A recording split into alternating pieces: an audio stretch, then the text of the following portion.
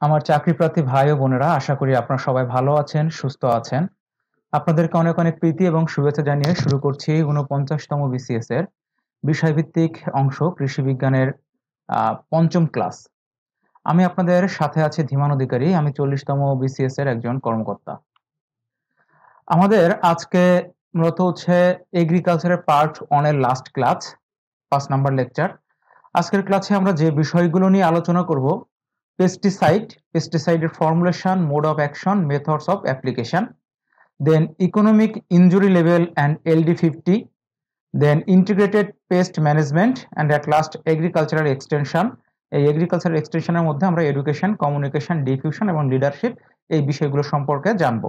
তো এখন একটু বলে রাখি যে প্রথম তিনটা খুবই গুরুত্বপূর্ণ, এক্সটেনশন থেকে আহ, মানে মোটামুটি আর কি গুরুত্বপূর্ণ। এই বিষয়গুলো একটু আমরা যে পয়েন্টগুলো আমি এখানে পয়েন্ট আউট করেছি, এগুলো একটু বেশি ভালো করে আমরা পড়বো, বাকিগুলো আপনারা অ্যাজ ইউজুয়াল একটু দেখে নেবেন। তাহলে আমরা আজকে ক্লাসটা শুরু করি। প্রথমে আসি যে পেস্টিসাইড। তো প্রথমে এই যে পেস্ট মানে কি, পেস্ট কথার অর্থ হচ্ছে ক্ষতিকর, মানে ক্ষতি। পেস্ট কথার অর্থ হচ্ছে কি, ক্ষতি। তাহলে যা আমাদেরকে ক্ষতি করে তার নামই হচ্ছে পেস্ট। এখন এই পেস্টিসাইড তার মানে ক্ষতিকর যে জীবাণু বা ক্ষতিকর যে প্রাণী আছে তাদেরকে যেভাবে মারা হয় তার নাম হচ্ছে পেস্টিসাইড। তাহলে পেস্টিসাইডটা কি, যে any substance or mixture of substance which is use to destroy, control, remove or reduce the activity of pest. তার মানে পেস্ট মানে যে ক্ষতিকর যে অর্গানিজম অথবা ক্ষতিকর যে এনিম্যাল যেটা আছে সেটাকে ডিস্ট্রয়, কন্ট্রোল, রিমুভ অথবা হচ্ছে রিডিউস করার জন্য যেটাকে ব্যবহার করে তার নাম হচ্ছে পেস্টিসাইড।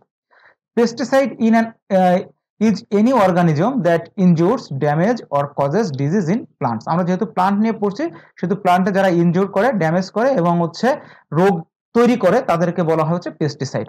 আর পেস্টিসাইড গুলো মূলত কারা, ইনসেক্ট, মাইটস, আনওয়ান্টেড প্লান্ট যেমন হচ্ছে weed, rodent, fungus, bacteria, virus, nematode, এরা সবাই হচ্ছে পেস্টিসাইড।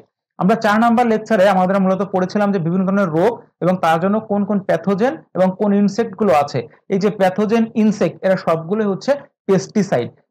তেমন দেখেন এই যে মাইটস, তারপর হচ্ছে যে উইড গুলো আমাদের ফসলের ক্ষতি করে, এজন্য উইডটাও কিন্তু এক ধরনের পেস্টিসাইড। তো এই পেস্টিসাইডকে বিভিন্ন ভাবে ভাগ করা যায়। তো তার ভিতরে according to the target pest অনুযায়ী পেস্টিসাইডকে ভাগ করা যায়। এখন হার্বিসাইড আমরা জানি কি, যে হার্ব মানে ছোট গাছ, মূলত হার্ব মানে বোঝাচ্ছে হচ্ছে উইড। তার মানে এই উইডকে কন্ট্রোল করার জন্য যেটা ব্যবহার করা হয় তার নাম হচ্ছে herbicide, use to kill or control unwanted plant. Insecticide, তাহলে ইনসেক্টকে মারার জন্য যেটা ব্যবহার করা হবে সেটা ইনসেকটিসাইড। ফাঙ্গিসাইড হচ্ছে ফাঙ্গাসকে মারার জন্য যেটা ব্যবহার করা হবে। রোডেন্টসাইড মানে বিশেষ করে যে র্যাটস, মাইস, এইগুলোকে মারার জন্য যে পেস্টিসাইড গুলো ব্যবহার করা হবে তাদেরকে বলা হবে হচ্ছে রোডেন্টিসাইড, ব্যাকটেরিওসাইড এন্ড হচ্ছে নেমাটোসাইড। তার মানে দেখে নাম শুনেই বোঝা যাচ্ছে যাকে মারা হচ্ছে তার সাথে সাইড যোগ করে দিলেই আমার একটা পেস্টিসাইডের নাম হয়ে যাচ্ছে। তো এখন দেখেন এই পেস্টিসাইড অথবা হচ্ছে আমরা যখন যে বিভিন্ন ধরনের প্যাথোজেনের ক্ষেত্রে যে ব্যাকটেরিওসাইড, ফাঙ্গিসাইড যেগুলো পড়েছিলাম, সেখানে কতগুলো কথা আছে, এটা আমাদের এমসিকিউতে আসতে পারে। একটা হচ্ছে selective, non selective, contact, stomach poisonous and systemic. তো আমাদের আসলে সিস্টেমিক পেস্টিসাইড কি, অথবা সিস্টেমিক ফাঙ্গিসাইড কি, অথবা সিলেক্টিভ পেস্টিসাইড কি, এরকম বিভিন্ন ধরনের আমাদের প্রশ্ন আসতে পারে। সিলেক্টিভ মানে কি বুঝে সেটা আমি এখানে জাস্ট উদাহরণ হিসেবে হার্বিসাইডটাকে ব্যবহার করেছি।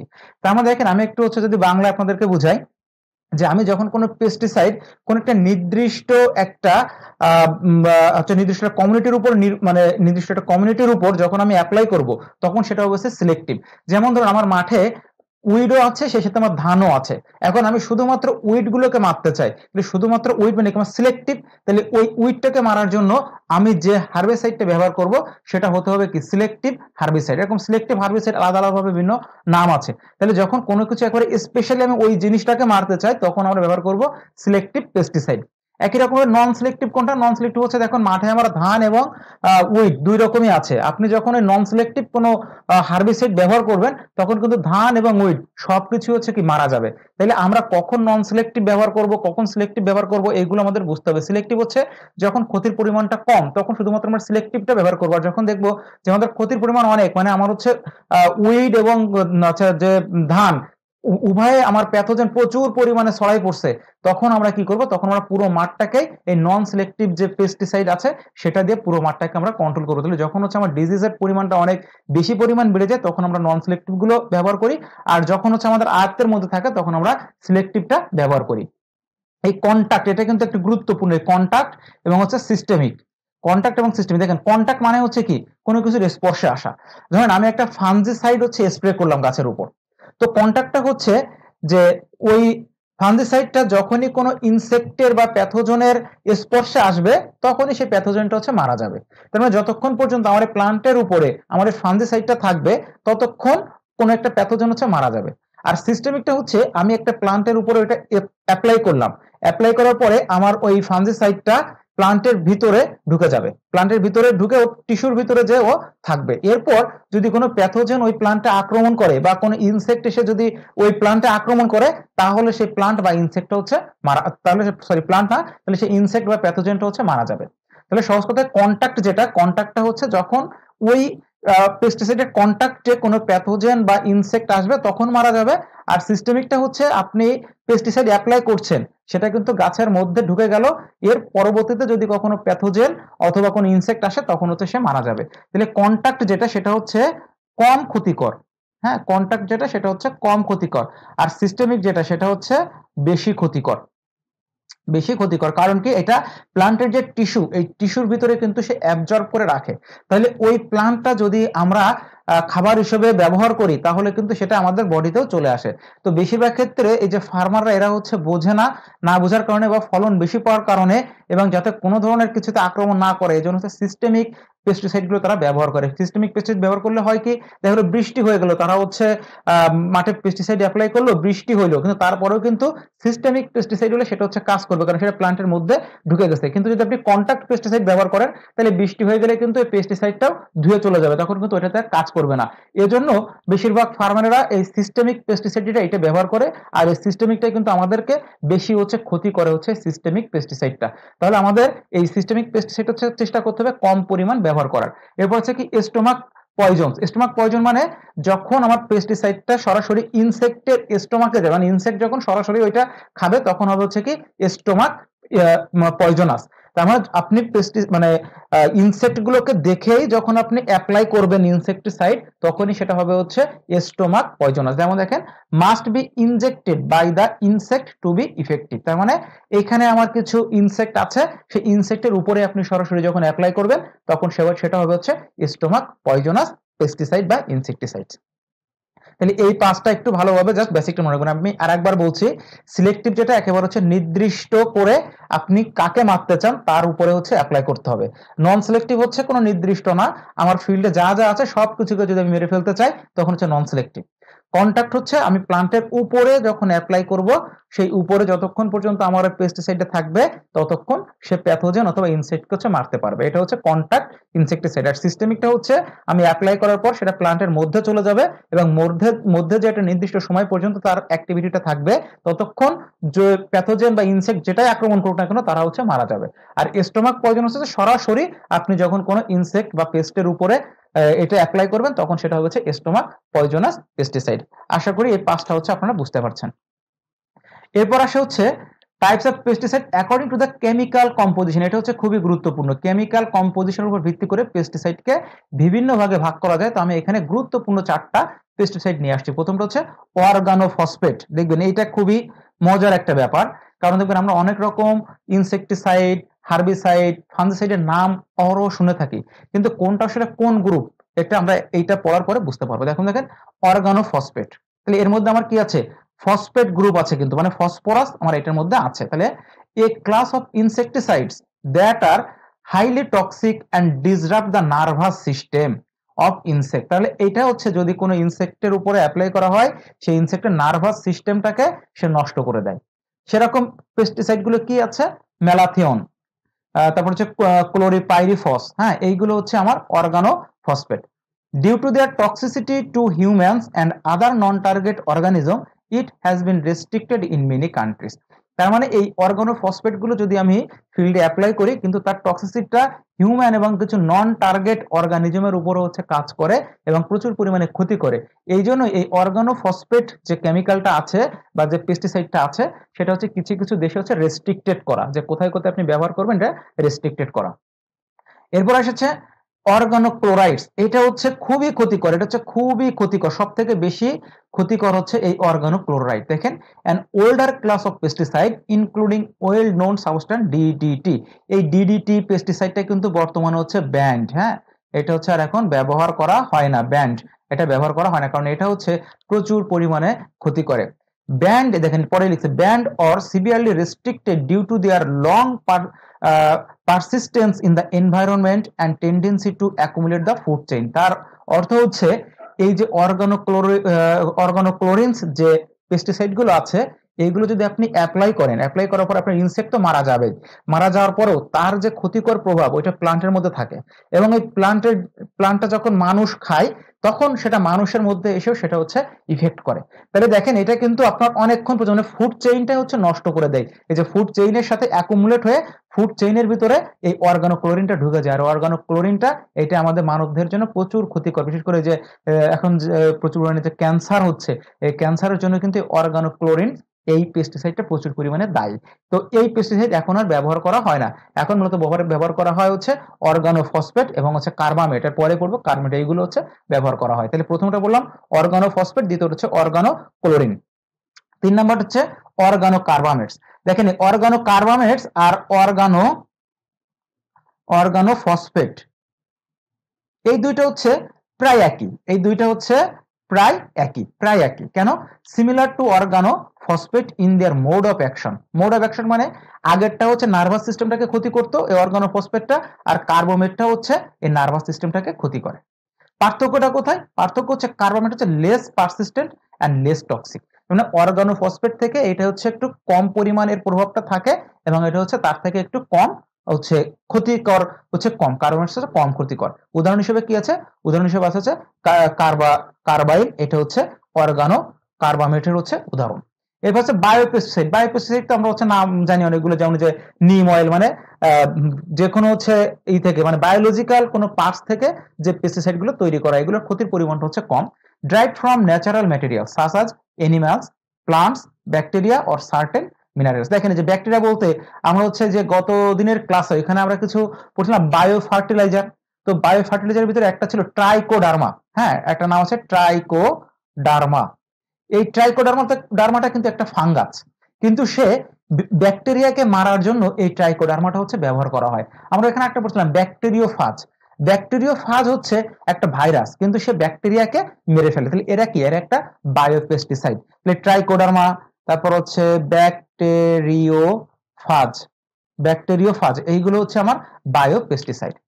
More specific to the target pest and have a lower impact on the environment and non-target species. Example হচ্ছে plant extracts, insect pheromones, এইগুলো হচ্ছে আমার বায়োপেস্টিসাইডের উদাহরণ। তাহলে আমরা মূলত এখানে চারটাকে হাইলাইট করলাম, একটা হচ্ছে অর্গানোফসফেট, অর্গানোক্লোরিন, তারপর হচ্ছে কার্বামেটস আর হচ্ছে বায়োপেস্টিসাইড। তো এই চারটার মধ্যে সব থেকে কম ক্ষতি করেছে বায়োপেস্টিসাইড, সব থেকে বেশি ক্ষতি করেছে অর্গানোক্লোরিন। আর কার্বামেটস আর অর্গানোফসফেট এই দুইটা হচ্ছে মোড অফ অ্যাকশন একই, কিন্তু এদের হচ্ছে ক্ষতির পরিমাণটা হচ্ছে কার্বামেটের ক্ষেত্রে একটু কম। দেখেন পরবর্তীতে এই স্লাইডটা খুবই গুরুত্বপূর্ণ, এটা একটু আপনারা মুখস্থ করবেন। এই বিষয়টা হচ্ছে দেখেন আমি একটু বুঝাই। আমরা যেমন বাজারে হচ্ছে এই যে নাপা খাই না, সবাই আমরা চিনি। নাপাটা কি? প্যারাসিটামল গ্রুপের একটা হচ্ছে ওষুধ। তাইলে এই যে নাপা আছে, তারপরে হচ্ছে আপনার এইস আছে, হ্যাঁ এইস আছে, এক একটা কোম্পানি এক এক নামে হচ্ছে বের করছে, কিন্তু এদের মূলটা কি? মূলটা হচ্ছে প্যারাসিটামল। এবং এই প্যারাসিটামলের কিন্তু একটা মূল একটা গ্রুপ আছে, যে প্যারাসিটামলের মধ্যে আছে না যে নাপা এক্সট্রা আছে, নাপা একটা আছে, নাপা এক্সটেন্ড আছে, এরকম বিভিন্ন আছে না? তাহলে এদের একটা মূল গ্রুপ আছে, মূল গ্রুপের একটা জেনেরিক নেম আছে। তো সেরকম আমরা একটু দেখেন যে অর্গানোফসফেট, এই অর্গানোফসফেট হচ্ছে মূল গ্রুপ। এখন অর্গানোফসফেটের মধ্যে আমার কি কি ওষুধ আছে? আছে যে মেলাথিয়ন, প্যারাথিয়ন, ক্লোরোপাইরিফস, ডাইমিথোয়েট, ডায়াজিনোন। তাহলে দেখেন এই যে মেলাথিয়ন, প্যারাথিয়ন, ডায়াজিনোন, এই নাম তিনটা কিন্তু আমরা অহরহবার শুনি। এখন এই নাম তিনটা হচ্ছে মূলত জেনেরিক নেম, মানে যে প্যারাসিটামল, এই প্যারাসিটামল মতো জেনেরিক নেম। তাহলে বাজারে যখন আমি কিনতে যাব তখন এদের কিন্তু আলাদা আলাদা নাম আছে। যেমন মেলাথিয়ন গ্রুপের যে ওষুধ সরাসরি বাজারে মেলাথিয়ন নামে আছে, প্যারাথিয়ন গ্রুপের যে ওষুধ সরাসরি বাজারে প্যারাথিয়ন নামেই আছে। এরপর দেখেন ক্লোরোপাইরিফস যে ওষুধ, এটা কিন্তু বাজারে আপনি পাবেন কি দুরসাবান বা লর্সবান, এই নামে হচ্ছে আপনি বাজারে কিনতে পারবেন। ডায়াজিনন, ডায়াজিনন হচ্ছে বাসুদিন, এই নামে হচ্ছে আপনি বাজারে কিনতে পারবেন। তাহলে এটির মনে রাখবেন যে অর্গানোফসফেট গ্রুপের আমার কোন কোন পেস্টিসাইড গুলো আছে। তাহলে যে মেলাথিয়ন, প্যারাথিয়ন, ক্লোরোপাইরিফস, ডাইমিথয়েড আর ডায়াজিনন, আরো অনেকগুলো আছে কিন্তু এইগুলো হচ্ছে গুরুত্বপূর্ণ। তাহলে এই জেনেরিক নেম গুলো মুখস্থ করবেন। মেলাথিয়ন গ্রুপের মেলাথিয়ন, প্যারাথিয়ন গ্রুপের প্যারাথিয়ন, ডায়াজিননের ক্ষেত্রে কি বাসুডিন। তাহলে এইগুলো হচ্ছে আমার অর্গানোফসফেট গ্রুপের। এরপর আছে কি অর্গানোক্লোরিন। আমি বলছি অর্গানোক্লোরিনটা হচ্ছে কি প্রচুর পরিমাণে ক্ষতিকর। এই যে জেনেরিক হচ্ছে ডিডিটি, বাজারে এটা ডিডিটি বা অ্যানোফেক্স নামে পাওয়া যায়। লিন্ডেন, লিন্ডেনটা লিন্ডেন নামে পাওয়া যায়। এরপর দেখেন ক্লোরোডেন, ক্লোরোডেনটা ওই একই নামে পাওয়া যায়। এরপর অ্যালড্রিন, ডেলড্রিন। তার মানে এদের হচ্ছে জেনেরিক নেমও যা, কমন নেমও ঠিক একই। জাস্ট এই জেনেরিক নেমটা হচ্ছে মনে রাখবেন যে অর্গানোক্লোরিন গ্রুপের আমার কোন কোন পেস্টিসাইড গুলো আছে। অ্যাট লাস্ট আছে কি কার্বামেট। কার্বামেট গ্রুপটা হচ্ছে মূলত সব থেকে বেশি পরিমাণ হচ্ছে ব্যবহার করা হয়, সেটা হচ্ছে কার্বাইল গ্রুপ। কার্বাইল গ্রুপের ওষুধ আছে কি সেবিন। তারপর হচ্ছে কার্বোফ্রন, কার্বোফ্রন আছে কি ফ্রোডান। তারপরে অ্যালডিকার্ব, অ্যালডিকার্বের গ্রুপের ওষুধ আছে কি টেমিক। তারপর হচ্ছে অক্সামাইল, অক্সামাইল গ্রুপের ওষুধ আছে হচ্ছে ভাইডেট। তাহলে এই যে কার্বামেট গ্রুপের কি ওষুধ আছে, অর্গানোফসফেট গ্রুপের কি আছে এবং অর্গানোক্লোরিন গ্রুপের কি আছে, এইগুলো হচ্ছে আমরা মুখস্থ করব। এরপরে দুইটা এমসিকিউ আমরা ট্রাই করি যে which type of pesticide is use to control weed. তাহলে নাম দিয়ে বুঝতে হবে। দেখেন ইনসেক্ট হচ্ছে ইনসেক্ট, ইনসেক্ট ইনসেক্ট কন্ট্রোল করে। হার্ব, এই যে হার্বিসাইড মানে কি, আমি বলছিলাম যে হার্ব মানে যে ছোট যে উদ্ভিদ, মানে উইডটা কন্ট্রোল করে কি হার্বিসাইড। তাহলে আমার সঠিক উত্তর কোনটা, হার্বিসাইড। ফাঙ্গিসাইড হচ্ছে ফাঙ্গাস, রোডেন্সাইড হচ্ছে র্যাট। এরপর আসি কি রোডেন্সাইড আর মেইনলি ইউজ টু কন্ট্রোল, কিন্তু বলেই দিলাম এটা হচ্ছে কি র্যাট এবং মাইটস, এটা কন্ট্রোল করার জন্য ব্যবহার করা হয়। আচ্ছা, এরপর আসে পেস্টিসাইড ফর্মুলেশন। দেখেন আজকের লেকচারটা কিন্তু মোটামুটি অন্য দিনের থেকে অনেকটা ইজি আছে। মূলত আমাদের 3 এবং 4 নাম্বার লেকচারটা আমার কাছে মনে হচ্ছে একটু কঠিন, কারণ এখানে হিউজ পরিমাণ ইনফরমেশন ছিল এবং 4 নাম্বারটা মূলত আমাদের ছিল হচ্ছে বিভিন্ন ইনসেক্ট, পেস্ট, ফার্টিলাইজার এইগুলো নিয়ে। আর 3 নাম্বারটা ছিল আমার বিভিন্ন ধরনের প্যাথোজেন নিয়ে। তো এইগুলো কিন্তু সবসময় একটু প্যাচ লেগে যায়, তো আপনারা চেষ্টা করবেন যাতে মানে প্যাচ না লাগে বারবার একটু পড়ার জন্য। আর আজকের লেকচারটা আমরা মোটামুটি ইজি, এবং আমি যেভাবে সিলেক্টটা তৈরি করছি আশা করি আপনাদেরকে মানে একটু পড়লে আপনারা মনে রাখতে পারবেন আর কি। আচ্ছা, পেস্টিসাইড ফর্মুলেশন। পেস্টিসাইড ফর্মুলেশনটার ক্ষেত্রে দেখবেন যে আমরা কিছু কিছু পেস্টিসাইড আছে কি পানির সাথে মেশাতে হবে, পানির সাথে কতটুকু পরিমাণ পানি, আমার ওই পেস্টিসাইডটা কি পরিমাণ নিতে হবে, এইটাকে মূলত হচ্ছে বলা হচ্ছে পেস্টিসাইড ফর্মুলেশন। এই ফর্মুলেশনটা কিন্তু অনেক গুরুত্বপূর্ণ, কারণ হচ্ছে এই কতটুকুর সাথে কতটুকু পরিমাণ মেশাতে হবে, এটা যদি আপনার কম বেশি হয়ে যায় তাহলে কিন্তু বেশি হয়ে গেলে তো প্লান্ট মারা যাবে, আর কম হইলে আপনি যে কারণে অ্যাপ্লাই করছেন সেই উদ্দেশ্য সফল হবে না। তাহলে আমরা একটু দেখি যে পেস্টিসাইড ফর্মেশনটা কি। যে it is a mixture of active ingredient and various other substance known as inert ingredient. তার মানে মূলত হচ্ছে পেস্টিসাইড ফর্মুলেশনটা হচ্ছে অ্যাক্টিভ ইনগ্রিডিয়েন্টের সাথে আমার একটা হচ্ছে ইনার্ট ম্যাটেরিয়াল, হ্যাঁ ইনার্ট ম্যাটেরিয়ালটা মিশায়ে আমার তৈরি করা হয় হচ্ছে পেস্টিসাইড ফর্মুলেশন। তাহলে অ্যাক্টিভ ইনগ্রিডিয়েন্ট আর তার সাথে ইনার্ট ইনগ্রিডিয়েন্টটা মেশাতে হবে। এখন এআই, এআই মানে কিন্তু আর্টিফিশিয়াল ইন্টেলিজেন্স না, এআই মানে হচ্ছে active ingredient is the chemical that actually control the pest. তার মানে এই যে অ্যাক্টিভ ইনগ্রিডিয়েন্টটাই মূলত হচ্ছে কাজ করে এই পেস্টটাকে কন্ট্রোল করার জন্য। তাহলে আমার একটা পেস্টিসাইডের মধ্যে সব থেকে গুরুত্বপূর্ণ উপাদানটা কি, অ্যাক্টিভ ইনগ্রিডিয়েন্ট। ওই অ্যাক্টিভ ইনগ্রিডিয়েন্টের পরিমাণটা যদি আপনি ঠিক মতো নিতে পারেন তাহলে আপনি পেস্টটাকে কন্ট্রোল করতে পারবেন। এআই নট সুইটেবল, মানে active ingredient not suitable for direct use, এটাকে সরাসরি হচ্ছে ইউজ করা যায় না, এটাকে একটা ইনার্ট ম্যাটেরিয়ালের সাথে যুক্ত করে তারপরে হচ্ছে অ্যাপ্লাই করতে হয়। কেন সরাসরি যুক্ত মানে অ্যাপ্লাই করা যায় না, তার কারণ হচ্ছে ইনসলিবল ইন ওয়াটার, এটা হচ্ছে সরাসরি পানির সাথে মেশে না এই অ্যাক্টিভ ইনগ্রিডিয়েন্টটা। কেমিক্যালি আনস্টেবল, এটা হচ্ছে কেমিক্যালি এটা হচ্ছে আনস্টেবল অবস্থায় থাকে। হ্যাজার্ডিয়াস টু হ্যান্ডেল এবং difficult to measure or apply accurately, এই কারণের জন্য অ্যাক্টিভ ইনগ্রিডিয়েন্টের সাথে আমার ইনার্ট ম্যাটেরিয়াল গুলো হচ্ছে মিশাতে হয়। তাহলে আমার ইনার্ট ম্যাটেরিয়াল গুলো কেন মিশাতে হয় সেটা হচ্ছে আমরা এইভাবে বুঝলাম যদি আমার এরকম প্রশ্ন আসে। এরপর হচ্ছে দেখি যে ইনার্ট ম্যাটেরিয়ালটা কি। Inert ingredient is not the active ingredient, মানে ইনার্ট যে ইনগ্রিডিয়েন্টটা থাকে এটা কিন্তু আসলে কোনো কাজ নেই, এটা আসলে কোনো কাজ করে না, মূলত কাজ করে কিন্তু অ্যাক্টিভ ইনগ্রিডিয়েন্ট যেটা সেটা। এরপর হচ্ছে ইট মেক দ্য পেস্টিসাইড, মানে ইনার্ট ইনগ্রিডিয়েন্টটা পেস্টিসাইডটাকে কি করে product safe effective and easier to use. তাহলে এখানে একটু দেখেন, যদি আপনাকে বলা হয় যে পেস্টিসাইডের লক্ষ্যটা কি, কি উদ্দেশ্যে পেস্টিসাইড অ্যাপ্লাই করা হয়, সেটা হচ্ছে কোন একটা প্রোডাক্টকে সেফ রাখার জন্য, মানে plant safe, effective and easier to use, এই কারণে হচ্ছে আমার পেস্টিসাইডটা ব্যবহার করা হয়। আর যদি আসে যে ইনার্ট যে ইনগ্রেডিয়েন্ট আছে সেটার কি কাজ, সেটার কাজও একই, সেটা হচ্ছে product safe, effective and easier to use. তাহলে আমরা পেস্টিসাইড ফর্মুলেশনে জাস্ট তিনটা জিনিস জানলাম, যে পেস্টিসাইড ফর্মুলেশনটা কি কি নিয়ে গঠিত, কেন হচ্ছে অ্যাক্টিভ ইনগ্রেডিয়েন্টটা সরাসরি ইউজ করা যায় না, আর ইনার্ট যে ইনগ্রেডিয়েন্ট তার হচ্ছে কাজটা কি। এবার দেখেন different types of inert ingredient. এই ইনার্ট ইনগ্রেডিয়েন্ট বিভিন্ন রকমের আছে, এখানে একটা উদাহরণ দিই। যেমন হচ্ছে সলভেন্টস। সলভেন্টস মূলত হচ্ছে একটা liquids that dissolved the active ingredient, মানে সলভেন্টস হচ্ছে বিভিন্ন ধরনের লিকুইড আছে যেটা হচ্ছে ওই অ্যাক্টিভ ইনগ্রেডিয়েন্টটাকে মেশানো হয়। দেখেন একটা উদাহরণ দিই, যে আমরা বাজার থেকে যে পেস্টিসাইড গুলো কিনে নিয়ে আসি, ধরেন আপনি একটা ফাঙ্গিসাইড কিনলেন, সেটাকে আপনি পাবেন হচ্ছে পাউডারের অবস্থায়। এবারে পাউডারটাকে কি করবেন, আপনি পানির সাথে মিশাবেন। তাহলে এইখানে পানিটা হচ্ছে আপনার ইনার্ট ইনগ্রেডিয়েন্ট হিসেবে কাজ করছে। হ্যাঁ, তাহলে এরকম পানির মধ্যে যদি আপনি অন্য কোনো লিকুইড ব্যবহার করেন, কোনোটা আছে যে আপনার তেলের সাথে, কোনোটা আছে অ্যালকোহলের সাথে, এটা হচ্ছে মিশাইতে হয়, সেটা তাহলে আপনার ইনার্ট ইনগ্রেডিয়েন্ট হিসেবে কাজ করছে। এবার হচ্ছে ক্যারিয়ার। ক্যারিয়ারটা হচ্ছে সলিড অর লিকুইড ম্যাটেরিয়াল। তাহলে সলভেন্টটা হচ্ছে শুধু সলিড, আর ক্যারিয়ারটা হচ্ছে সলিড বা লিকুইড ম্যাটেরিয়ালস, যেমন হচ্ছে ক্লে, ট্যাল্ক, অ্যাশ, ওয়াটার, যেটা হচ্ছে help to carry the active ingredient, যেটা অ্যাক্টিভ ইনগ্রেডিয়েন্টটাকে ক্যারি করে আনে, সেটা হচ্ছে সলিড বা লিকুইড, উভয়টাই হতে পারে। এরপর সব থেকে গুরুত্বপূর্ণ যেটা, সেটা হচ্ছে অ্যাডজুভ্যান্ট। অ্যাডজুভ্যান্টটা কি, adjuvants that improve the performance of the pesticide. তাহলে পেস্টিসাইডের পারফরমেন্সটাকে ইমপ্রুভ করে কে, এই অ্যাডজুভ্যান্ট। এই অ্যাডজুভ্যান্ট আছে বিভিন্ন রকম, একটা হচ্ছে ইমালসিফায়ার, একটা হচ্ছে ওয়েটিং এজেন্ট, একটা হচ্ছে স্টিকার্স। এখন ইমালসিফায়ারটা কি, ইমালসিফায়ারটা হচ্ছে ধরেন যেমন এই যে দুধ, হ্যাঁ, দুধের সাথে তেল, দুধের সাথে হচ্ছে তেল, এটা কি মেশে, জাস্ট একটা উদাহরণ দিচ্ছে, এটা কিন্তু একটা পেস্টিসাইড না, আমি আপনাকে ইমালসিফায়ার জিনিসটাকে এটা বোঝাচ্ছি। দুধের সাথে আপনি তেল মিশাইলেন, তো দেখবেন দুধ আর তেল কিন্তু একসাথে মেশে না, দুধের উপরে তেলটা থেকে যায়। তো এখন যদি আপনি এর সাথে যদি একটু লেবুর রস দেন, হ্যাঁ, একটু লেবুর রস দেন, লেবুর রস দেওয়ার সাথে সাথে কিন্তু এই তেলটা দুধের সাথে ক্ষুদ্র ক্ষুদ্র কণায় মিশে যাবে। তাহলে এই লেবুর রসটা হচ্ছে এখানে এই ইমালসিফায়ার হিসেবে কাজ করছে। ইমালসিফায়ার জিনিসটা বোঝা গেছে, যে আমার দুইটা জিনিস যেটাকে মেশানো সম্ভব না, ওইখানে আমি অন্য আরেকটা কিছু দিচ্ছি, দেওয়ার ফলে ওই দুইটা হচ্ছে মিশে যাচ্ছে, সেটাকে বলা হচ্ছে ইমালসিফায়ার। তাহলে allow oil based active ingredients to mix with water.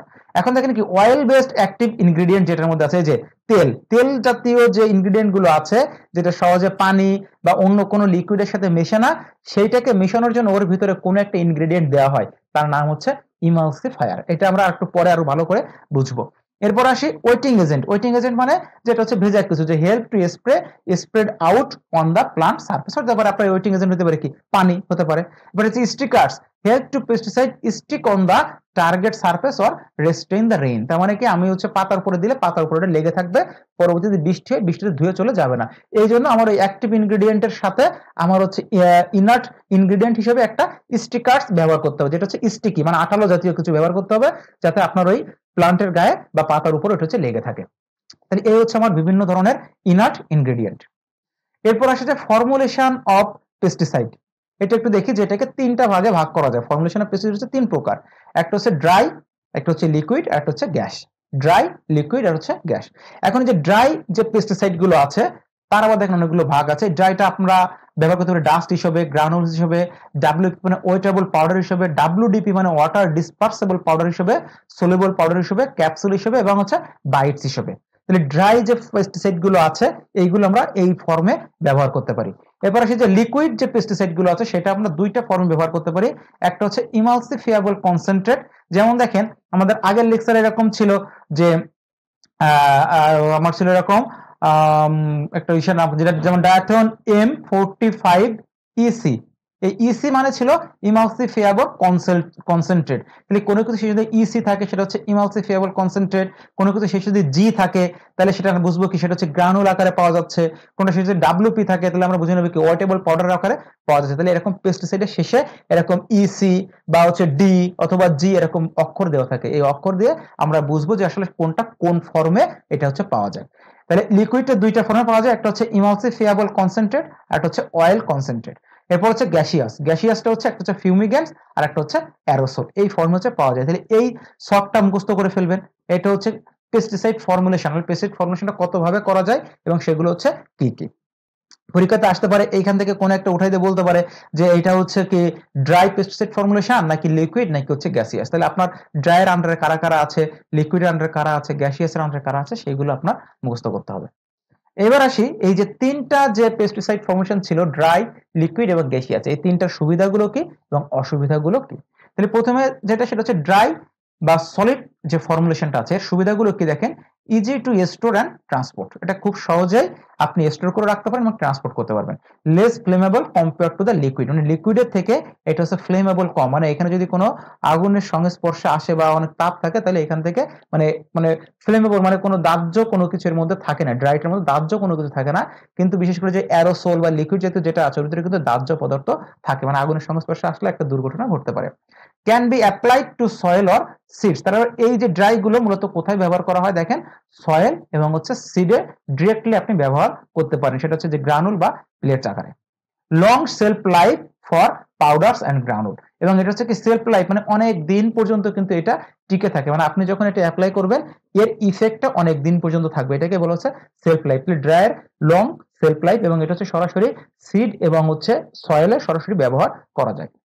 এর অসুবিধাগুলো কি, যে dust May drift during the application causing human and animal exposure. Drift মানে হচ্ছে ছড়ায় যাওয়া, মানে ধুলাবালি উড়ে যায় না, এটা নাম হচ্ছে ড্রিফট। তাহলে আপনি যখন এই যে ডাস্টটা মানে ডাস্ট ফর্মে যখন আপনি এটাকে অ্যাপ্লাই করবেন তখন এটা কিন্তু ছড়ায় যেতে পারে, ছড়ায় যেয়ে আপনার হচ্ছে হিউম্যান বা অ্যানিমালের ক্ষতি করতে পারে। আনইভেন কভারেজ অফ প্লান্ট, তার মানে আপনি যেহেতু এটা হচ্ছে ড্রাই আকারে দিচ্ছেন তাহলে এক জায়গায় বেশি পড়তে পারে, এক জায়গায় হচ্ছে কম পড়তে পারে, এটা হচ্ছে uneven coverage of plants. Wettable powders make clog sprayer, তাহলে যেগুলো হচ্ছে ওইটা হলো নাকি ভেজা পাউডার, ওইটা যখন আপনি কোনো স্প্রেতে দিতে যাবেন তখন স্প্রে নলের মুখে ওইটা কিন্তু আটকে যেতে পারে, যেহেতু হচ্ছে কি ওইটা একবারে পুরোপুরি কিন্তু লিকুইড না, মানে একটু ভেজা ভেজা পাউডার যেটা, এটা যখন আপনি দিবেন তখন আপনার এই স্প্রেয়ারের মুখে এঁটে যেতে পারে। Some solid may require water to be effective, মানে কিছু কিছু সলিড ফর্মুলেশন আছে বা কিছু কিছু সলিড পেস্টিসাইড আছে যেটাকে আপনার পানির সাথে হচ্ছে মিশিয়ে নিতে হয়, তো আলাদা করে পানির সাথে মিশানো এটা কি একটা ঝামেলা, তাহলে এইগুলো হচ্ছে ডিসঅ্যাডভান্টেজ আর এইগুলো হচ্ছে অ্যাডভান্টেজ। যখন আপনি পড়বেন তখন নিজে নিজে প্রশ্ন করুন যে কি প্রশ্ন হইতে পারে, তো আপনার এই প্রশ্নটা আসতে পারে না যে কোন পেস্টিসাইডটা সরাসরি সয়েল অথবা সিডে ব্যবহার করা হয়, which pesticide can be applied directly on seed or soil, তখন উত্তর হবে কি, সেটা হবে হচ্ছে আমার ড্রাই পেস্টিসাইড। অথবা ড্রাই পেস্টিসাইডের যে ভাগগুলো আছে ডাস্ট হিসেবে গ্রানুল হিসেবে যদি ওইগুলো কোনো অপশনে থাকে তাহলে সেইগুলো উত্তর হবে। তাহলে এইভাবে আপনি নিজে নিজে প্রশ্ন করে করে এটা হচ্ছে উত্তর করবেন।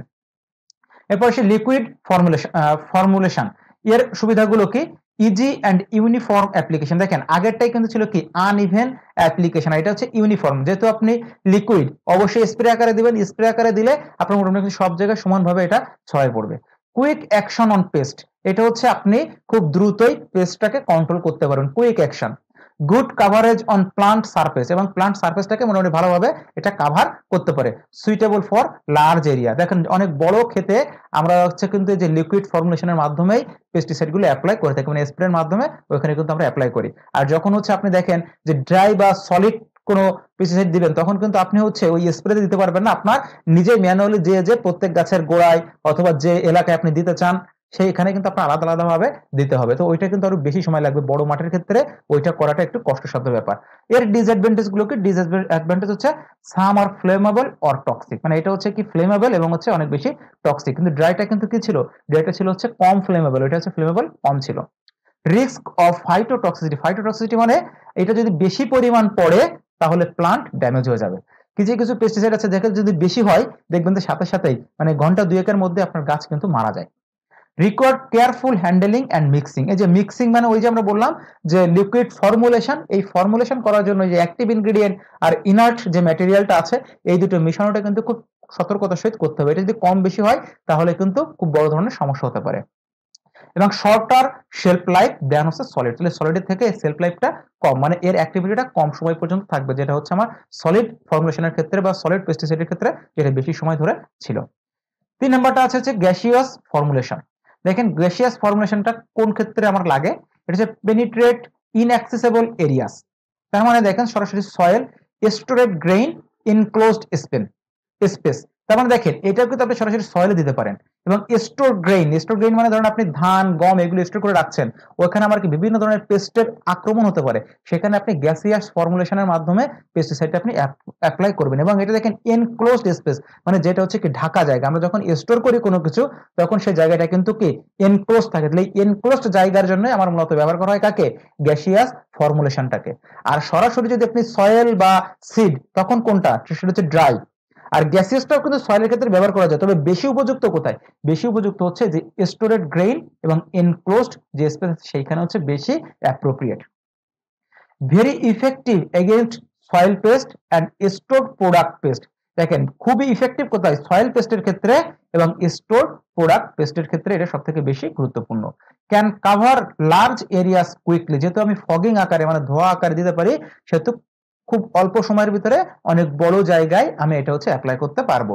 ডিসঅ্যাডভান্টেজটা কি, highly toxic two human and animal, এটা হচ্ছে হিউম্যান এবং এনিম্যালের জন্য অনেক বেশি টক্সিক, সব থেকে বেশি টক্সিক হচ্ছে এই গ্যাসিয়াস ফর্মটা, কারণ যখন আপনি গ্যাস আকারে দিবেন সেটা কিন্তু খুব সহজেই আপনার শ্বাস প্রশ্বাসের মাধ্যমে ভিতরে ঢুকে আপনার ক্ষতি করতে পারে, এটা হচ্ছে হিউম্যান এবং এনিম্যালের ক্ষেত্রে অনেক বেশি ক্ষতিকর। Require careful handling, proper ventilation and safety measures, ওই কারণে যেহেতু এটা হচ্ছে গ্যাসিয়াস অবস্থায় থাকে এই জন্য এটার ভেন্টিলেশন সেফটি মেজার এটা খুব ভালোভাবে নিতে হবে। Expensive and not suitable for open field crop, এটা সবথেকে গুরুত্বপূর্ণ, আমরা প্রথমে বলছিলাম যেটা এনক্লোজড যে স্পেস আছে সেটার জন্য সব থেকে বেশি গুরুত্বপূর্ণ। আর ওপেন ফিল্ড ক্রপের ক্ষেত্রে এই গ্যাসিয়াস ফর্মটা কিন্তু গুরুত্বপূর্ণ না, কারণ ওপেন ফিল্ডে দিলে গ্যাসিয়াস ফর্মে এটা হচ্ছে উড়ে চলে যাবে, তখন আপনার কোনো প্ল্যান্টে কোনো কাজে আসবে না। এই হচ্ছে আমাদের যে তিন প্রকার যে পেস্টিসাইড ছিল, একটা হচ্ছে ড্রাই, একটা লিকুইড, একটা হচ্ছে গ্যাসিয়াস, সেই তিনটার অ্যাডভান্টেজ এবং ডিসঅ্যাডভান্টেজ পড়লাম। এখন এই যে তিনটার মধ্যে যে বিভিন্ন ধরনের ভাগ ছিল, এর ভিতরে কিছু গুরুত্বপূর্ণ যে ভাগ আছে সেই গুরুত্বপূর্ণ ভাগগুলোর আমি হচ্ছে তার আলাদাভাবে পড়বো। যেমন দেখেন এই যে ইসি, আমরা আগে বলে আসছিলাম যে ইমালসিফিয়েবল কনসেন্ট্রেট, এটা কোথায় ছিল মনে আছে, এটা কিন্তু ছিল কি লিকুইড, হ্যাঁ লিকুইড ফর্মুলেশনের মধ্যে আমার ছিল কি ইসি, আর একটা ছিল কি অয়েল কনসেন্ট্রেট, তাহলে ইসিটা হচ্ছে গুরুত্বপূর্ণ, এটা আমরা একটু পড়বো। দেখেন emulsifiable concentrate are a type of liquid pesticide formulation, very good, they consist of a pesticide active ingredient dissolved in the oil based solvent।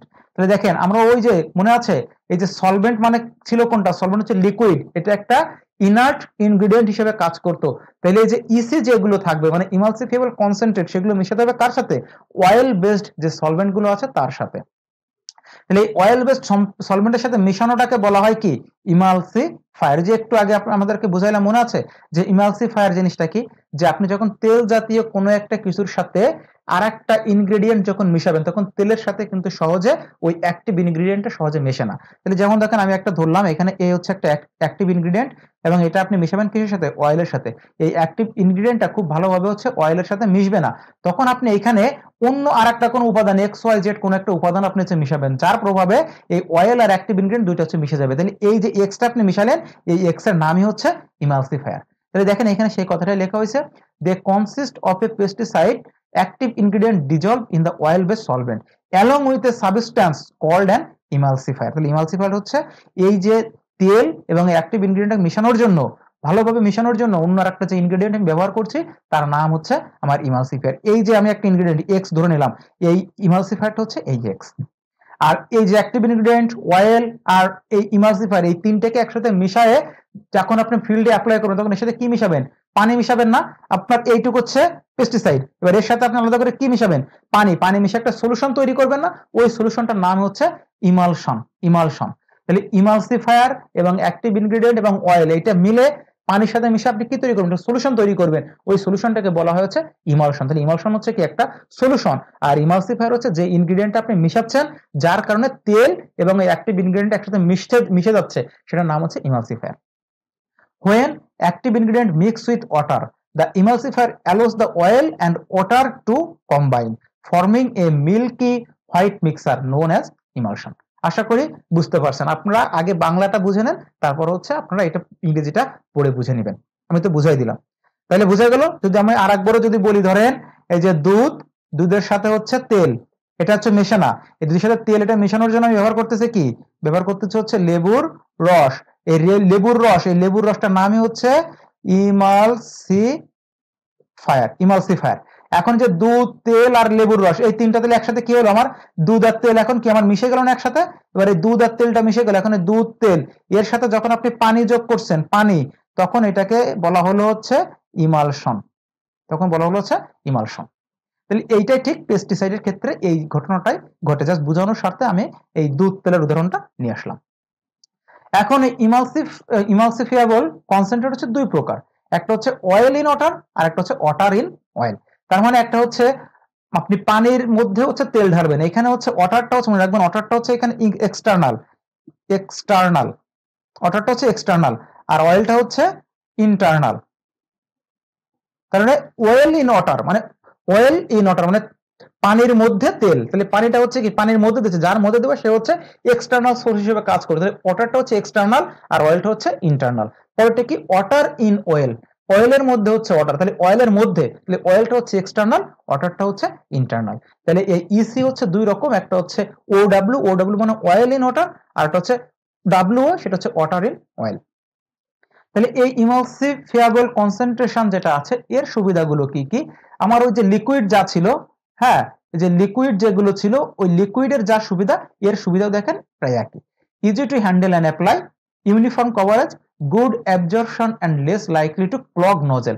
এটা হচ্ছে খুব সহজেই প্লান্ট অ্যাবজর্ব করতে পারে এবং নজেলে হচ্ছে বেঁধে যায় না, যেহেতু এটা লিকুইড ফর্মে পাওয়া যায়। এর অসুবিধা কি, can be harmful to human and animal, যেহেতু হচ্ছে স্প্রে আকারে আপনি করছেন, এটা এনিম্যাল এবং প্লান্টের জন্য ক্ষতিকর হতে পারে। Overuse may damage plant leaves or stem, contains organic solvents so for hazard exit. তাহলে এর ভিতরে যদি অর্গানিক সলভেন্ট থাকে সেটা হচ্ছে পরবর্তীতে সেটা হচ্ছে ক্ষতি করতে পারে। Incorrect mixing can reduce the effectiveness or harm crop, কারণ এটা যদি আপনি মিক্সিংটা ঠিকভাবে না হয় তাহলে এর ইফেক্টিভনেস কমে যেতে পারে অথবা হচ্ছে ক্রপটাকে অনেক বেশি ক্ষতি করতে পারে। তাহলে এইটা হচ্ছে ইসির আলাদা করে আমরা সুবিধা এবং অসুবিধাটা পড়লাম, আর এর আগে কিন্তু লিকুইডে অ্যাডভান্টেজ ডিসঅ্যাডভান্টেজ পড়ে আসছি। এরপর আসি ডাস্ট। ডাস্ট আমার কি ছিল, ডাস্টটা ছিল কিন্তু আমার কি সলিড, হ্যাঁ ডাস্টটা ছিল আমার কি সলিডের মধ্যে, তাহলে এই ডাস্টটাকে আমরা আলাদাভাবে পড়ছি। দেখেন এটা হচ্ছে simplest and oldest type of pesticide formulation, এটা হচ্ছে সব থেকে সিম্পল এবং হচ্ছে oldest type. Active ingredient is finally ground and mixed with a dry, তার মানে হচ্ছে এর ভিতরে যে অ্যাক্টিভ ইনগ্রেডিয়েন্ট থাকে ওটা খুবই হচ্ছে ফাইন, মানে ফাইনলি গ্রাউন্ড থাকে, মানে খুবই ক্ষুদ্র থাকে এবং মিক্সড উইথ হচ্ছে ড্রাই। ড্রাই সেই ইনার্ট ক্যারিয়ার গুলো কি কি, দেখেন ড্রাই ইনার্ট ক্যারিয়ার হচ্ছে এই যে talc, clay, flower, volcanic ash, এইটার সাথে হচ্ছে ডাস্টটাকে মিশায় তারপর হচ্ছে অ্যাপ্লাই করতে হয়। এখন দেখেন এই ডাস্ট হচ্ছে দুই রকম, একটা হচ্ছে স্ট্রেংথ ডাস্ট আর হচ্ছে কনসেন্ট্রেট ডাস্ট। এই কনসেন্ট্রেট ডাস্টটা হচ্ছে খুব বেশি একটা ব্যবহার করা হয় না, এই স্ট্রেংথ ডাস্ট যেটা এটা হচ্ছে বেশি ব্যবহার করা হয়। এখন কিভাবে বুঝবো, দেখেন ডাস্ট কন্টেইনিং 10% লেস ইএআই মানে অ্যাক্টিভ ইনগ্রেডিয়েন্ট, যদি অ্যাক্টিভ ইনগ্রেডিয়েন্ট 10% এর কম থাকে তাহলে সেটা হচ্ছে স্ট্রেংথ ডাস্ট। আর যদি অ্যাক্টিভ ইনগ্রেডিয়েন্ট আপনার 10% থেকে শুরু করে 40% থাকে তাহলে সেটা হচ্ছে কনসেন্ট্রেট ডাস্ট। এই কনসেন্ট্রেট ডাস্টটা খুব একটা ব্যবহার করা হয় না, ইজিলি মানে সব থেকে বেশি ব্যবহার করা হয় এই স্ট্রেংথ ডাস্ট, যেটা হচ্ছে অ্যাক্টিভ ইনগ্রেডিয়েন্টের পরিমাণ আমার 10% এর কম। এটার সুবিধা কি, দেখেন no need for water or spraying equipment, যেহেতু আমার এটা হচ্ছে কি সলিড ফর্মে পাওয়া যাচ্ছে বা ড্রাই ফর্মে পাওয়া যাচ্ছে, আমার এখানে কোনো পানির প্রয়োজন হচ্ছে না। Can protect seeds or soil pest effectively, আমরা তো প্রথমেই পড়ে আসছিলাম যে ড্রাই বা সলিড যে ফর্মুলেশনটা আছে পেস্টিসাইডের সেটা হচ্ছে সরাসরি আপনি সিড এবং হচ্ছে যে সয়েল হচ্ছে অ্যাপ্লাই করতে পারবেন, তাহলে এটা হচ্ছে can protect seed and oil pest effectively.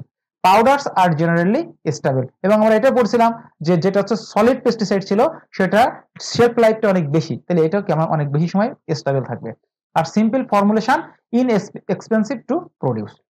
এর অসুবিধাগুলো কি, অসুবিধা হচ্ছে fine particles may drift with wind, মানে বাতাসের সাথে এটা উড়ে যেতে পারে, যেহেতু অনেক ক্ষুদ্র ক্ষুদ্র পার্টিকেল থাকে এজন্য এটা একটা সমস্যা। May not coat plant surface uniformly, মানে ইউনিফর্ম ভাবে প্লান্ট সারফেসের উপরে কিন্তু এটা কোট করতে পারে না, সব জায়গায় সমানভাবে এটা পড়ে না। Dust can be inhaled by humans or animals, এই যে ধুলাবালি এটা কি, মানে এই যে ডাস্ট আকারে, মানে ডাস্ট মানে ধুলাবালি, ধুলাবালিটা যখন এই ইনহেলের মাধ্যমে এনিমালের মধ্যে যায় তখন সেটা একটা সমস্যা তৈরি করতে পারে, এবং can be washed away by rain, যেহেতু হচ্ছে এটা ধুলাবালি আকারেই থাকে, ডাস্ট আকারে থাকে, এটা যদি হচ্ছে বৃষ্টি হয় এটা ধুয়ে চলে যায়, এটা হচ্ছে এর অসুবিধা। এরপর আসে ওয়েটেবল পাউডার। ওয়েটেবল পাউডার মানে কি, যে ভেজা ভেজা অবস্থা, মানে একেবারে কিন্তু লিকুইড না আবার একদম হচ্ছে সলিড না, এটাকে বলা হয় wettable powder. Wettable powder is finely ground soil pesticide that can be suspended in the water for spraying. হ্যাঁ, স্প্রেইং এর জন্য হচ্ছে মূলত এটা ব্যবহার করা হয় ওয়েটেবল পাউডারটা, মানে পাউডারটা থাকে কি ভেজা ভেজা, ওইটা হচ্ছে ব্যবহার করা হয়। অ্যাডভান্টেজটি কি দেখেন, লং শেলফ লাইফ। কারণ কি লং শেলফ লাইফ তো আমরা প্রথমেই পড়ে আসছিলাম, যেটা আমার ড্রাই পেস্টিসাইড ছিল তার শেলফ লাইফটা হচ্ছে বেশি, তাহলে এটা শেলফ লাইফটা হচ্ছে অনেক বেশি সময় থাকবে। Less flammable than the liquid formulation, provide good pest control when spread properly. যদি সুন্দরভাবে এটাকে স্প্রে করা যায় তাহলে এর মাধ্যমে পেস্টটাকে ভালোভাবে কন্ট্রোল করা যাবে। Less expensive than any liquid formulation. তো আমরা কিন্তু অ্যাজ ইউজুয়াল এই কথাগুলো আগেই কিন্তু পড়ে আসছে। আপনারা যদি ওই তিনটা সলিড, লিকুইড এবং গ্যাসিয়াস এই তিনটার অ্যাডভান্টেজ এবং ডিসঅ্যাডভান্টেজটা একটু ভালো করে বুঝে বুঝে পড়েন, তাহলে পরের গুলোও কিন্তু আপনি ইজিলি পারবেন। এর ডিসঅ্যাডভান্টেজটা কি, can not be applied directly like dust, মানে ডাস্ট যেমন আপনি সরাসরি অ্যাপ্লাই করছেন এটা সেটা করা যাবে না, এটাকে আপনার কি একটু পানির সাথে মিশাই নিয়ে তারপর হচ্ছে ব্যবহার করতে হবে। Spray nozzle may get blocked if not mixed properly. যেহেতু এটা আমি বললাম কি একেবারে লিকুইড ফর্মে না, সেহেতু এটা যদি আপনি অ্যাপ্লাই করতে চান তখন আমার ওই স্প্রে মুখটা হচ্ছে কি হয়ে যেতে পারে, বন্ধ হয়ে যেতে পারে। Can be washed away by heavy rain soon after spring, মানে স্প্রিং এর পরপর যদি বৃষ্টি হয় তাহলে এটা হচ্ছে ধুয়ে চলে যেতে পারে। এরপর আসে হচ্ছে গ্রানুল। গ্রানুলটা আমার কিন্তু ছিল কি সলিড, হ্যাঁ আমার হচ্ছে সলিড যে পিসি সেটার মধ্যে ছিল কি গ্রানুল। গ্রানুল হচ্ছে দেখেন লার্জার দেন পাউডার, মানে পাউডার থেকে একটু বড় আকারে পাওয়া যাবে। Apply directly to the soil or ground around seed, sorry ground না অ্যারাউন্ড সিড, মানে সিডের আশেপাশে এবং সয়েলে এটা অ্যাপ্লাই করা যাবে। Low concentration of an active ingredient, typically 0.5 থেকে 15%। তাহলে এর ভিতরে যে অ্যাক্টিভ ইনগ্রিডিয়েন্ট থাকে তার পরিমাণ খুবই কম থাকে, সেটা হচ্ছে 0.5 থেকে শুরু করে 15%। Slowly release the active ingredient providing longer lasting pest control. এটা হচ্ছে আস্তে আস্তে রিলিজ হয় এবং হচ্ছে লং লাস্টিং এর ইফেক্ট হচ্ছে থাকে। এর সুবিধাগুলো হচ্ছে usually safe and apply, don't sling the plant foliage, হ্যাঁ don't chilling the plant foliage, মানে ফোলিয়া মানে প্লান্টের উপরে এটা হচ্ছে আপনার যে একেবারে ধুলাবালির মধ্যে লেগে লেগে থাকে ওইরকম হচ্ছে লেগে থাকে না। Less susceptible to degradation and হচ্ছে লিচিং, যেহেতু এটা হচ্ছে গ্রানুল আকারে থাকে এই জন্য এটা ডিগ্রেডেশন বা হচ্ছে লিচিং হচ্ছে কম পরিমাণ হয়ে থাকে। ডিসঅ্যাডভান্টেজ হচ্ছে কি not suitable for pest requiring immediate control. তাহলে ইমিডিয়েট কন্ট্রোল করার জন্য কিন্তু গ্রানুলটা দেওয়া যাবে না, সাথে সাথে কন্ট্রোল করার জন্য আমার কিন্তু ড্রাই গুলোই দেওয়া যাবে না, সাথে সাথে কন্ট্রোল করার জন্য আমার যে পেস্টিসাইড ব্যবহার করতে হবে সেটা কোন পেস্টিসাইড, সেটা হচ্ছে লিকুইড পেস্টিসাইড। আর আরো দ্রুত করতে গেলে গ্যাসিয়াস পেস্টিসাইড, কিন্তু গ্যাসিয়াসটা কিন্তু স্টোর কন্ডিশনে মেইনলি ব্যবহার করা হয়। Some granules need moisture to release the active ingredient, কিছু কিছু গ্রানুল আছে যে সেখানে দেওয়ার পরে একটু পানি ছিটিয়ে দিতে হয়, দেওয়ার পর সেখানে ময়েশ্চার থাকলে সে সেখান থেকে হচ্ছে তার অ্যাক্টিভ ইনগ্রিডিয়েন্টটা রিলিজ করতে পারে। লাস্ট আসি হচ্ছে ফিউমিগ্যান্টস। ফিউমিগ্যান্টসটা হচ্ছে আমাদের গ্যাসিয়াস যেটা সেটা ছিল কি ফিউমিগ্যান্টস। দেখেন এটা হচ্ছে ভোলাটাইল সাবস্টেন্স, ভোলাটাইলস মানে কি যেটা হচ্ছে উড়ে যায়, volatile substance having toxic properties applied in enclosed space. ওই যে এনক্লোজড জায়গায় স্টোরেজ কন্ডিশনে আমার মূলত ফিউমিগ্যান্টসটা ব্যবহার করা হয়। এই ফিউমিগ্যান্টস ব্যবহার করার জন্য অপটিমাম টেম্পারেচার কত হবে, 20 থেকে 25 ডিগ্রি সেলসিয়াস হবে অপটিমাম টেম্পারেচার। এই ফিউমিগ্যান্টস কি কি হইতে পারে, মিথাইল ব্রোমাইড, ফসফাইন, সেই ফসফাইনের মধ্যে হতে পারে অ্যালুমিনিয়াম ফসফেট ট্যাবলেটস, কার্বন ডিফিউজেবল এবং ইথিলিন ডাইব্রোমাইড, এইগুলো হচ্ছে আমার ফিউমিগ্যান্টস হিসেবে ব্যবহার করা হয়। এর সুবিধা হচ্ছে works well in warehouse, storage bins and greenhouse. তাহলে কোথায় কোথায় এটা ব্যবহার করা যায়, ওই যে যেখানে এনক্লোজড স্পেস গুলো আছে। Kill pest within a short time, খুব কম সময়ের মধ্যে ফিউমিগ্যান্টসটা হচ্ছে পেস্ট কন্ট্রোল করতে পারে। ডিসঅ্যাডভান্টেজ হচ্ছে required serious safety because they are highly toxic and easily inhaled. তাহলে এটা হচ্ছে আমাদের যে ইজিলি ইনহেল হয় বলে এটা কিন্তু ক্ষতিকর। বার্ন দ্য স্কিন এবং works only in closed and sealed space, মানে ক্লোজ এবং ঘেরা, মানে একেবারে যেখান থেকে আলো বাতাস বাইরে বেরোতে পারে না এরকম জায়গার মধ্যে হচ্ছে এই ফিউমিগ্যান্টস মানে গ্যাসিয়াস যে পেস্টিসাইড গুলো আছে এটা হচ্ছে ভালো কাজ করতে পারে। তো এই হচ্ছে আমাদের ফর্মুলেশনটা গেল। এখন ফর্মুলেশন থেকে আমরা দুইটা এমসিকিউ একটু প্র্যাকটিস করি, দেখেন তো আপনারা পারেন কিনা। Which of the following is a common liquid pesticide formulation, দেখেন আছে কি dust, EC, Granules, wettable powder, easily পারবেন এটা হচ্ছে ইসি। এরপর আছে কি which pesticide formulation is usually mixed with carriers like clay or talc. তাহলে কোন পেস্টিসাইডটা হচ্ছে আমার ট্যাল্ক এবং হচ্ছে ক্লে এর সাথে মিশাইতে হয়। দেখেন ডাস্ট আছে, ইসি আছে, এসপি মানে সলুবেবল পাউডার আছে এবং গ্রানুলস আছে, বলেন তো কি মনে আছে কিনা, ডাস্ট। আচ্ছা আশা করি আপনারা এগুলো মোটামুটি বুঝতে পারছেন। যেহেতু আমাকে একটু দ্রুত কিন্তু কথা বলতে হচ্ছে, আমার সব কথা বোঝা যায় কিনা জানি না, আমি নিজেও ক্লাসটা পরে কিন্তু টেনে টেনে দেখি, তো আমি তো আমার কথা বুঝতে পারি, আপনারা বুঝতে পারেন কিনা আই ডোন্ট নো। যেহেতু একটা নির্দিষ্ট সময়ের মধ্যে দ্রুত কথা বলে যেতে হয়, আর সরাসরি ক্লাস হইলে আপনাদের সাথে একটু কন্টাক্ট করা যায়, তাতে ক্লাসটা কিন্তু আরো বেশি হচ্ছে আপনার মানে কি বলে মানে অংশগ্রহণমূলক হয়ে থাকে। কিন্তু যেহেতু এখানে আমার একাই বলে যেতে হচ্ছে, এজন্য তো একটু বোরিং লাগলেও লাগতে পারে। এটা জানি না, তারপরে চেষ্টা করছি যতটুকু আপনাদেরকে মানে মজা দিয়ে ক্লাসটা নেওয়া যায়। এরপর এসেছে মোড অফ অ্যাকশন। দেখেন, মোড অফ অ্যাকশন মানে আমরা ওই যে ৩টা গ্রুপ পড়েছিলাম, ৪টা গ্রুপ মনে আছে, যে অর্গানোফসফেট, অর্গানোক্লোরিন, কার্বামেট আর হচ্ছে বায়োপেস্টিসাইড। এরা হচ্ছে কিভাবে কাজ করে, এটাকে বলা হচ্ছে মোড অফ অ্যাকশন, মানে এদের কাজ করার ধরনটা কি। তো আমাদের যে অর্গানোক্লোরিন ছিল, অর্গানোক্লোরিনটা তো আমরা পড়বো না, কারণ ওইটা ব্যান্ড, ওইটা আমাদের দরকার নাই। তাহলে আমরা পড়বো কোনটা, অর্গানোফসফেট আর অর্গানোকার্বামেট। এখন অর্গানোফসফেট আর অর্গানোকার্বামেট দুইটাই কিন্তু একই। পার্থক্য কোথায়? কার্বামেটটা হচ্ছে একটু কম ক্ষতিকর, আর অর্গানোফসফেটটা হচ্ছে বেশি ক্ষতিকর। কার্বামেটের ইফেক্টটা কম সময় থাকে, অর্গানোফসফেটের ইফেক্ট হচ্ছে বেশি সময় থাকে। তাহলে আমরা এই মোড অফ অ্যাকশনটা পড়েছি অর্গানোফসফেট। তাহলে অর্গানোফসফেট যেহেতু, তাহলে এর মধ্যে আমার কি থাকবে, ফসফরাস বা একটা ফসফেটের মূলক থাকবে। সেটাই বলছে যে এটা হচ্ছে একটা synthetic organic pesticide drive from the phosphoric acid, যার মধ্যে ফসফরিক অ্যাসিড থেকে এটা তৈরি করা হয়। এখন বলেন তো, সিনথেটিক মানে মনে আছে সিনথেটিক পেস্টিসাইড কারা ছিল? সিনথেটিক পেস্টিসাইড আমি আবারও বলছি, যে যখন আপনি এটাকে অ্যাপ্লাই করবেন, এটা সরাসরি হচ্ছে প্লান্টের টিস্যুর মধ্যে ঢুকে যাবে। পরবর্তীতে যখন কোনো পেস্ট এখানে আক্রমণ করবে, ওই প্লান্টে আক্রমণ করলে সে হচ্ছে মারা যাবে। কারণ কি, প্লান্টের মধ্যে কিন্তু এই পেস্টিসাইডটা অলরেডি আছে। আর কন্টাক্ট ছিল কি, প্লান্টের মধ্যে ঢুকবে না, উপরে থাকবে, ওইখানে পেস্ট আসলেই পেস্টটা হচ্ছে মারা যাবে। তাহলে এইটা, এই যে অর্গানোফসফেট কেন বেশি ক্ষতিকর, তার কারণ এটা একটা কি, সিনথেটিক অর্গানিক পেস্টিসাইড। ঠিক আছে, মানে সিনথেটিক বা হচ্ছে সিস্টেমেটিক আর কি। হ্যাঁ, organophosphate act as neurotoxic agent. তো এর মধ্যে নিউরোটক্সিক একটা এজেন্ট থাকে। দেখেন, এটা মূলত কাজ করে, আমরা প্রথমে বলছিলাম যে নার্ভাস সিস্টেম, একটা পেস্টের যে নার্ভাস সিস্টেম সেটাকে হচ্ছে ক্ষতি করে। আমাদের নার্ভাস সিস্টেমের ভিতরে একটা এনজাইম থাকে, তার নাম হচ্ছে অ্যাসিটাইল কোলিনেস্টারেজ। অ্যাসিটাইল কোলিনেস্টারেজ, এখানে লেখা আছে যে অ্যাসিটাইল কোলিনেস্টারেজ, এসিএইসি, অ্যাসিটাইল কোলিনেস্টারেজ। এই এনজাইমটার কাজ হচ্ছে এখান থেকে একটা অ্যাসিটাইল কোলিন নামে একটা উপাদান হচ্ছে সে তৈরি করে। যখন কোনো একটা উদ্দীপনা হয়, মানে আপনাকে কোনো কিছু করার জন্য সে যখন আপনাকে বলে, তখন এই উদ্দীপনাটা দেয় হচ্ছে এই এনজাইমটা, অ্যাসিটাইল কোলিন এস্টারেজ এনজাইমটা দেয়। এই এনজাইমটা কি করে, একটা অ্যাসিটাইল কোলিন নামে একটা উপাদান সেটা সিক্রেট করে। এই অ্যাসিটাইল কোলিন যে উপাদানটা, এই উপাদানটাই যখন আপনার শরীরে আসে, তখন সে হচ্ছে আপনার সিনারিওটাকে উত্তেজিত করে, মানে কোনো কাজ করার জন্য আপনাকে হচ্ছে উত্তেজিত করে। এখন এই উত্তেজনা তো আপনার বেশি সময় থাকে না, এই উত্তেজনাটা আপনার কিছুক্ষণ পরে কি হয়ে যায়, আস্তে আস্তে কিন্তু নষ্ট হয়ে যায়। কিন্তু এই উত্তেজনাটা যদি আপনার সব সময় থাকতো, তাহলে কিন্তু আপনি বেশি সময় এটা ধরে রাখতে পারতেন না, মানে আপনি নিজেই বাঁচতে পারতেন না। তো এই পোকাগুলোর ক্ষেত্রে, মানে এই ইনসেক্টগুলোর ক্ষেত্রে কি করা হয়, যে এই অর্গানোফসফেটটা যে ওই অ্যাসিটাইল কোলিনেস্টারে যেটা আছে, ওইটাকে হচ্ছে বাধা প্রদান করে। বাধা প্রদান করলে আপনার হচ্ছে ওই যে অ্যাসিটাইল কোলিন যেটা উৎপন্ন হয়, ওই কোলিনটাকে থামানো যায় না, ওই কোলিনটাকে থামানো যায় না, ওটা বারবার হচ্ছে উত্তেজনা বাড়াইয়ে চলে, উত্তেজনা বাড়াইতে বাড়াইতে একটা সময় কি হয়, পোকাটা হচ্ছে মারা যায়। তো আমরা একটু এটা পড়ি, দেখেন তো বোঝেন কিনা, যে inhibit the enzyme acetyl cholinesterase, তার মানে এই এনজাইমটাকে সে বাধা দেয়।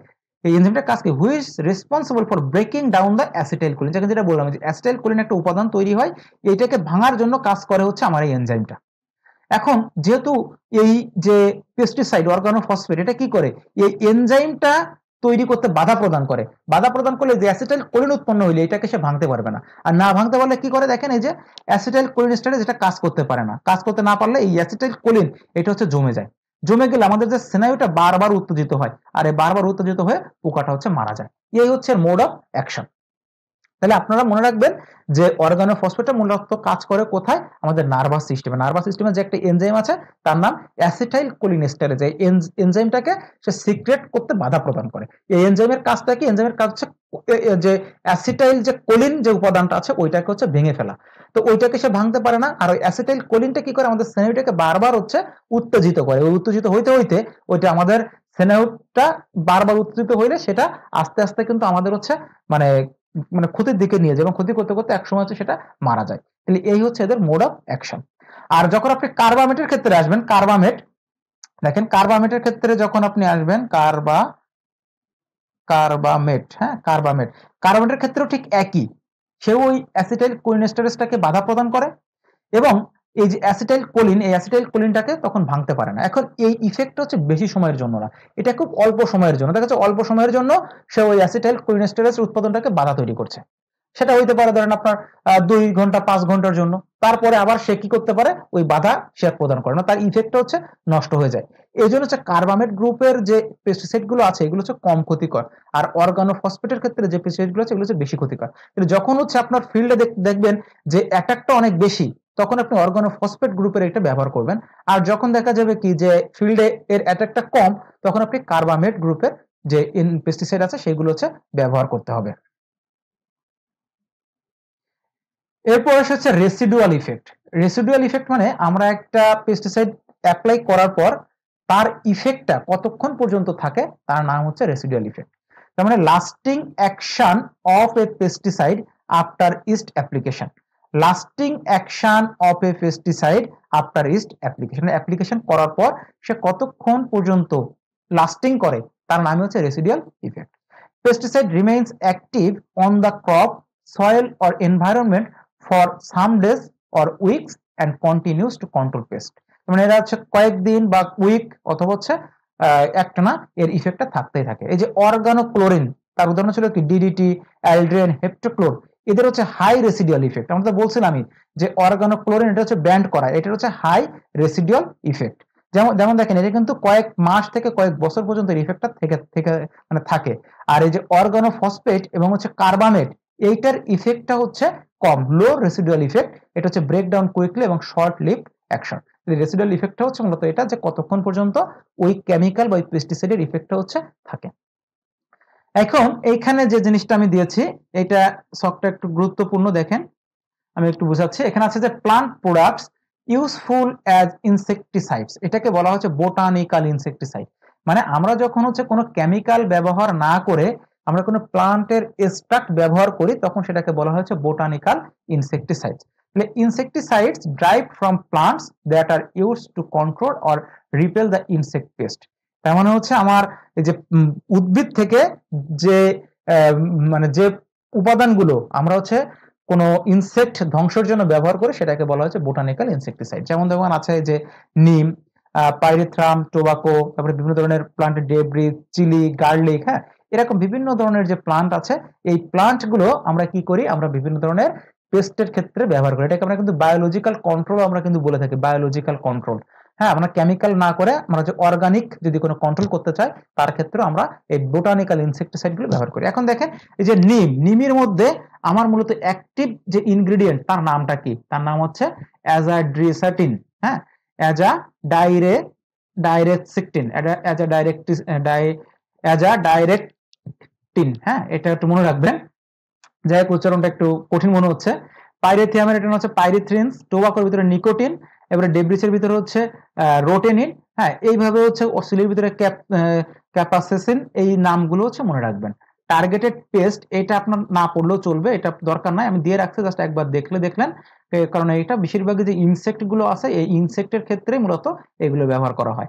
আর কোন ফর্মে, যেমন দেখেন যে নিমটা হচ্ছে দেখেন নিম অয়েল, সিড পাউডার, এগুলো ব্যবহার করা যায়। টোবাকোটাকে হচ্ছে tobacco extract, nicotine sulphate solution, এভাবে হচ্ছে ব্যবহার করা যায়। তাহলে আপনারা পড়বেন হচ্ছে কোন প্লান্ট থেকে কোন অ্যাক্টিভ ইনগ্রেডিয়েন্টটা বের হয়। এই অ্যাক্টিভ ইনগ্রেডিয়েন্টটাও কিন্তু গুরুত্বপূর্ণ, পরীক্ষাতে একটা আসবেই। আর এটা কোন ফর্মে হচ্ছে ব্যবহার করা হয়, এটা হচ্ছে আমাদের বোটানিক্যাল ইনসেকটিসাইড।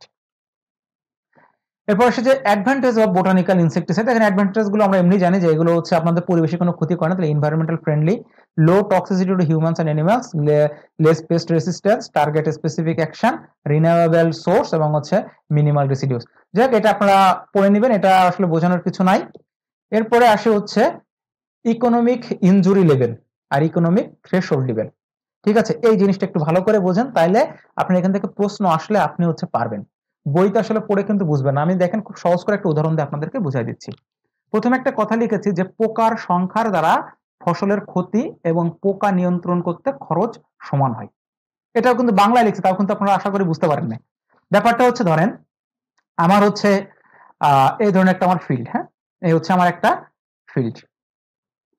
এখন আমার এই ফিল্ডে ধরেন 500 প্লান্ট আছে, 500 প্লান্ট আছে, 500 প্লান্ট।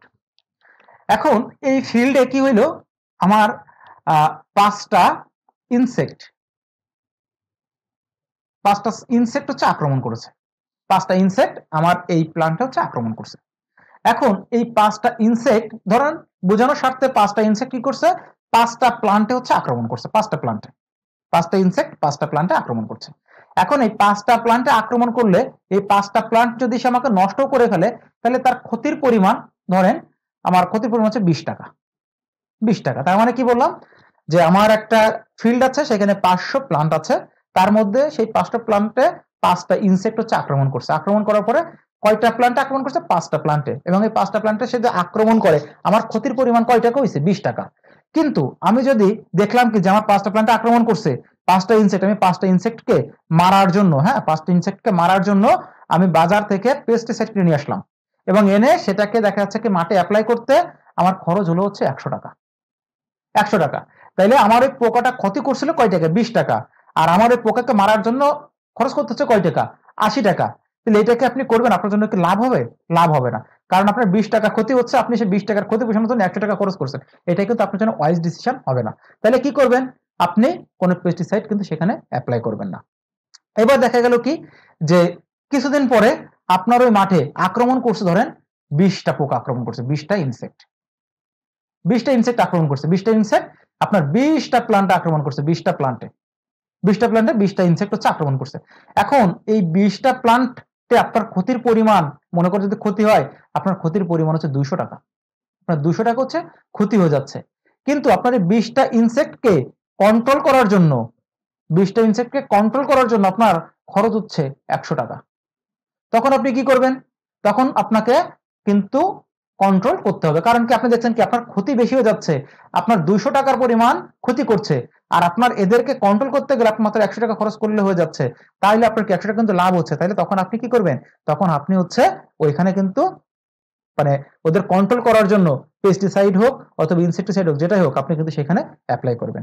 তাহলে ইকোনমিক ইনজুরি লেভেল দিয়ে কি বোঝা যাবে যে আপনি কখন মূলত ফিল্ডে এই কন্ট্রোল মেজারটা নেবেন। তাহলে আপনি দেখেন তো যে এই যে পোকার সংখ্যা দ্বারা ফসলের ক্ষতি আর পোকা নিয়ন্ত্রণ করতে খরচ, এই দুইটা যদি এরকম হয় যে আপনার হচ্ছে, আমি দিলাম যে পোকা পোকা দ্বারা ক্ষতি, হ্যাঁ পোকা দ্বারা ক্ষতি, এইটা ধরেন বেশি, আর হচ্ছে আপনার নিয়ন্ত্রণ খরচ কম, তাইলে আপনি কি করবেন, তাইলে আপনি পেস্টিসাইড অ্যাপ্লাই করবেন। যদি এরকম হয় যে পোকা দ্বারা ক্ষতি আর নিয়ন্ত্রণ খরচ এটা হচ্ছে বেশি, মানে নিয়ন্ত্রণ খরচ হচ্ছে বেশি আর পোকা দ্বারা ক্ষতি হচ্ছে কম, তখন আপনার কি পেস্টিসাইড অ্যাপ্লাই করার দরকার আছে? তখন কিন্তু আপনার পেস্টিসাইড অ্যাপ্লাই করার দরকার নাই। আশা করি আপনারা কিন্তু বুঝতে পারছেন, ঠিক আছে, যে কতটা বললাম, তখন আবার আপনারা আর একবার টেনে দেখেন। এবার আমরা বইয়ের ভাষায় আসি যে বইতে কি লিখছে।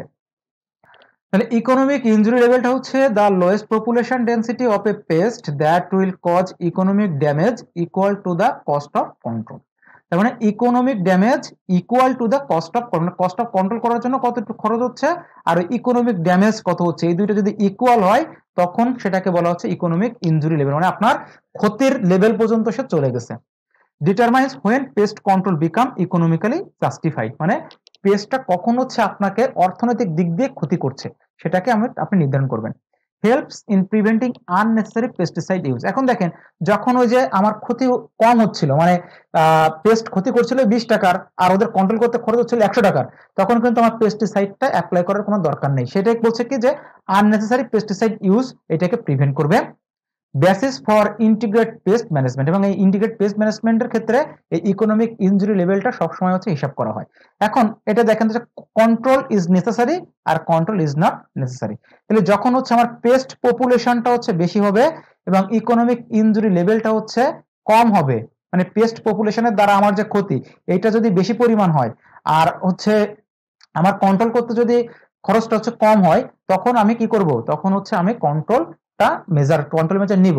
আর যখন আমার পেস্ট পপুলেশনের ক্ষতির পরিমাণটা কম আর ইকোনমিক ইনজুরি লেভেলটা হচ্ছে তখন আমার কি আছে যে বেশি পরিমাণ আছে, তখন আমার কিন্তু কন্ট্রোল করার দরকার নাই। তার মানে আমি এখানে একটু লিখে দিচ্ছি, ধরেন যে ইনসেক্ট দ্বারা ক্ষতি 20 টাকা আর কন্ট্রোল করতে খরচ 100 টাকা, তখন কি করবেন? তখন কি আপনার মানে এই কন্ট্রোল করার কি দরকার আছে? দরকার নাই। তার মানে দেখেন কি যে আমার এইরকম না ব্যাপারটা, দেখেন তো ইনসেক্ট দ্বারা ক্ষতি মানে যে পেস্ট পপুলেশন, হ্যাঁ, আর ইআইএল এইটা, তাহলে যখন আপনার এরকম হবে তখন কন্ট্রোল ইজ নট নেসেসারি, আর যখন হচ্ছে উল্টা যাবে তখন হচ্ছে আপনার কন্ট্রোলটা হচ্ছে দরকার।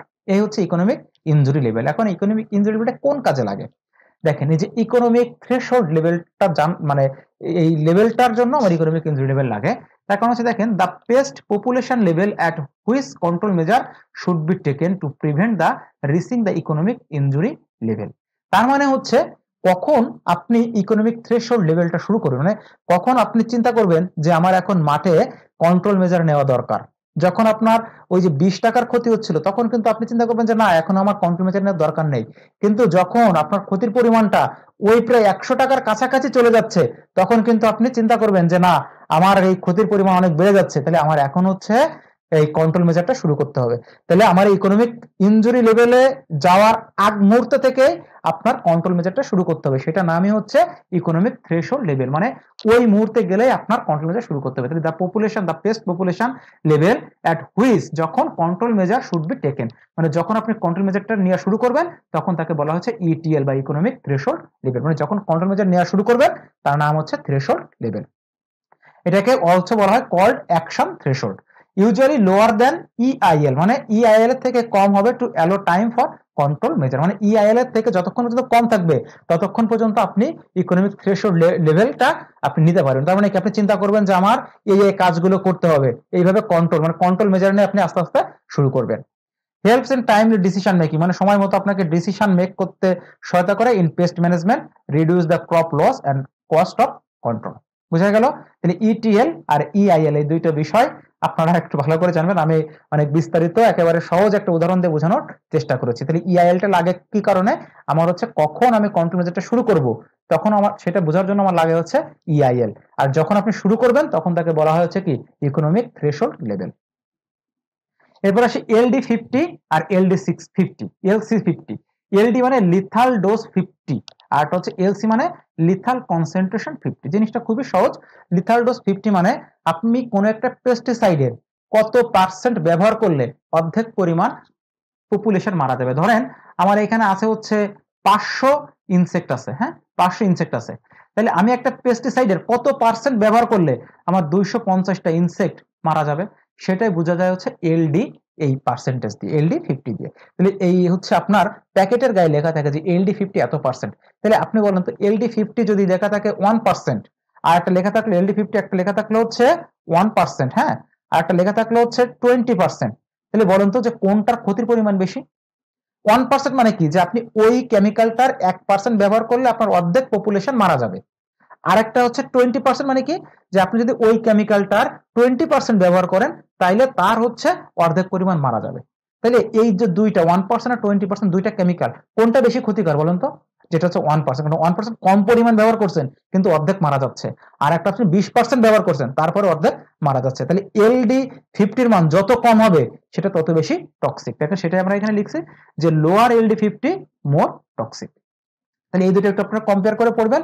এই দুটো হচ্ছে একই, একটা হচ্ছে লোয়ার ডোজ, মানে এটা হচ্ছে ডোজ হিসেবে মানে কত পার্সেন্ট বা কতটুকু ব্যবহার করছেন, একক হচ্ছে মিলিগ্রাম পার কেজি, মানে 1 কেজি বডি ওয়েটের জন্য আপনি কত মিলিগ্রাম ব্যবহার করছেন, এটা হচ্ছে লিথাল ডোজে ব্যবহার করা হয়, মানে লিথাল ডোজ। আর লিথাল কনসেন্ট্রেশন হচ্ছে দেখেন মিলিগ্রাম পার লিটার, এটা হচ্ছে লিকুইড মানে এয়ার বা ওয়াটারের সাথে ব্যবহার করা হয়। তাহলে 1 লিটারের জন্য আপনি কত মিলিগ্রাম ব্যবহার করুন, কত কনসেন্ট্রেশনটা কত, সেটা হচ্ছে আপনার LC50। আর যেটা যদি আপনি হচ্ছে ডোজ হিসেবে মানে কেজিতে কত, সেটা হচ্ছে লিথাল ডোজ হিসেবে আপনি ব্যবহার করবেন। এটাও একই যে লোয়ার এলসি মানে হচ্ছে আপনার more toxic. Precaution measure during handling and use of pesticide দেওয়ার জন্য আমরা কি কি প্রিকশন নিব এটা আপনার হচ্ছে রিডিং পড়ে নেবেন, কারণ এটা একেবারে অ্যাজ ইউজুয়াল সহজ ভাষায় লেখা আছে। এরপর আছে ইন্টিগ্রেটেড পেস্ট ম্যানেজমেন্ট।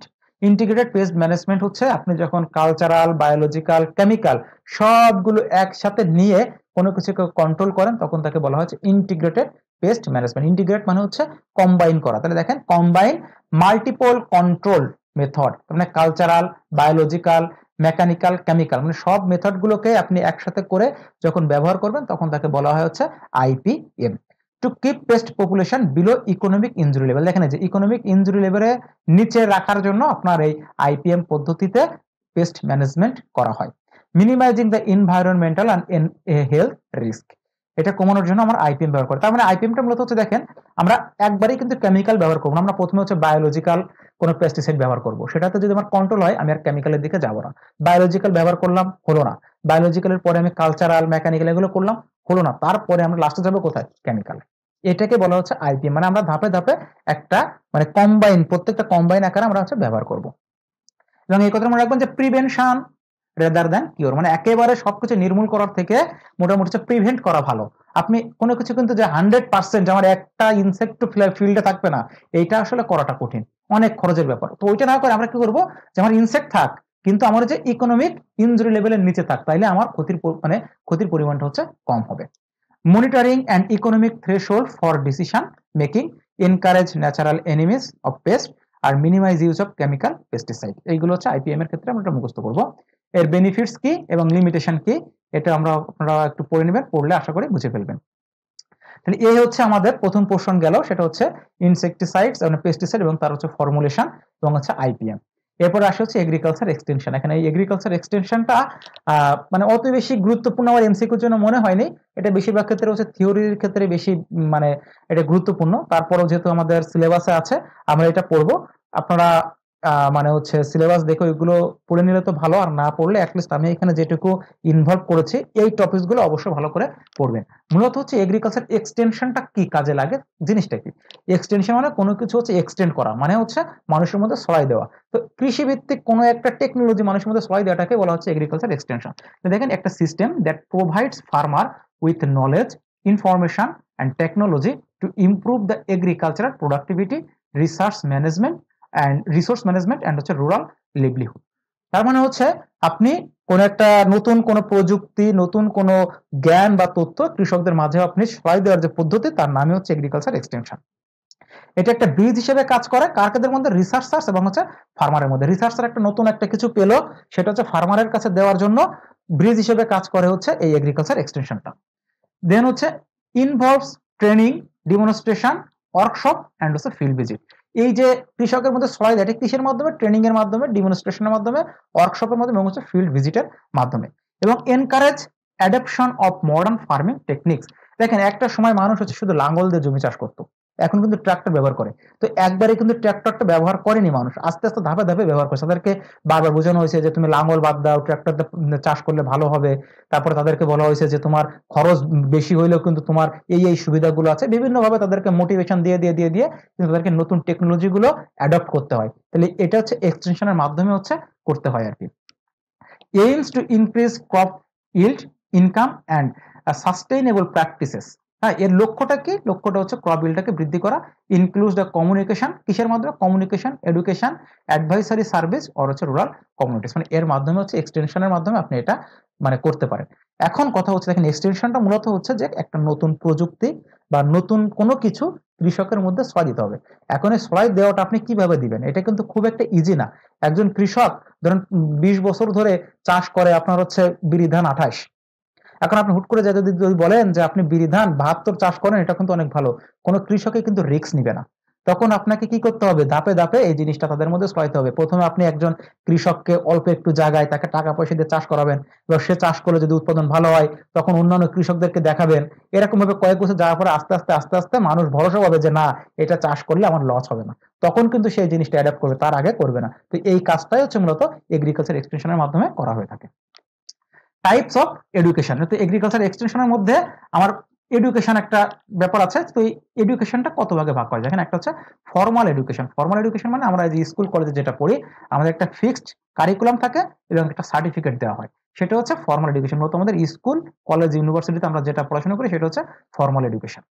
নন formal education, non formal education মানে দেখেন organized learning outside the formal system, মানে ফর্মাল সিস্টেমের মতনই, কিন্তু এটা কিন্তু যে স্কুল কলেজের মতো এরকম মানে যে অনেক বছর ধরে আপনাকে পড়ে একটা সার্টিফিকেট দিতে, ব্যাপারটা হচ্ছে এরকম না। এটা হচ্ছে দেখেন adult literacy program, vocational training, বিভিন্ন ওয়ার্কশপ, এটা হচ্ছে একটা গোল ওরিয়েন্টেড। তার মানে ধরেন আমি হচ্ছে কৃষকদেরকে 4 মাসের একটা ট্রেনিং করাবো, যে কিভাবে আমার এই সামনে যে হচ্ছে শীতকাল আসছে, শীতকাল আমি কোন কোন ফসলগুলো ফলাবো, কিভাবে তাদের হচ্ছে ইন্টার কালচারাল অপারেশন গুলো আমি করবো, এর উপরে 4 মাসের একটা ট্রেনিং দিব। তো এটাকে বলা হচ্ছে নন ফর্মাল এডুকেশন।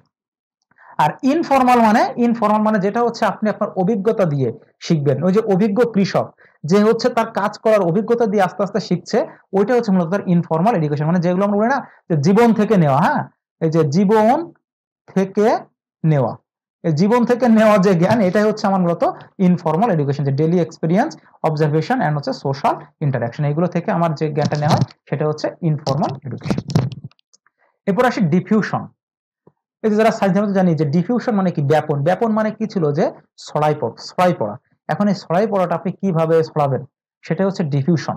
ডিফিউশন একটা process by which innovation, idea, technology and information spreads from its source to people or হচ্ছে গ্রুপস ওভার টাইম। মানে একটা নির্দিষ্ট সময়ের মধ্যে এই যে ইনোভেশন আইডিয়া গুলো কিভাবে আপনি ছড়াই দিবেন, এটার নামই হচ্ছে ডিফিউশন।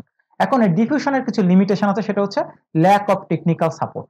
তাহলে আপনার এই ডিফিউশন করার জন্য কিন্তু আপনার কি কি করতে হবে দেখেন। আপনাকে হচ্ছে বিভিন্ন ধরনের লিফলেটের মাধ্যমে আপনি ছড়াইতে পারেন, তারপরে হচ্ছে আপনি এদেরকে কোনো একটা ট্রেনিং দিতে পারেন, এদেরকে কোনো একটা প্রজেক্টরে কিছু দেখাইতে পারেন, এইভাবে হচ্ছে আপনি এটা করতে পারবেন। এখন আপনার যদি টেকনিক্যাল সাপোর্ট কম থাকে তাহলে ডিফিউশনটা হবে না। বিজনেস সিন্ডিকেট, অনেক সময় নতুন একটা ইনোভেশন আপনি দেওয়ার জন্য মানে ইনোভেশনটা এটাকে দিতেই চান, মানে কৃষকদেরকে মাঝে এটা দিতে চায় না। তার কারণ কি, ব্যবসায় সিন্ডিকেট আছে যে তারা একটা জিনিস ব্যবসা করছে, আপনি নতুন একটা জিনিস যদি কৃষকদেরকে বুঝান তখন তো তাদের ব্যবসাটা চলবে না। এই জন্য ব্যবসায়িক সিন্ডিকেট একটা ঝামেলা।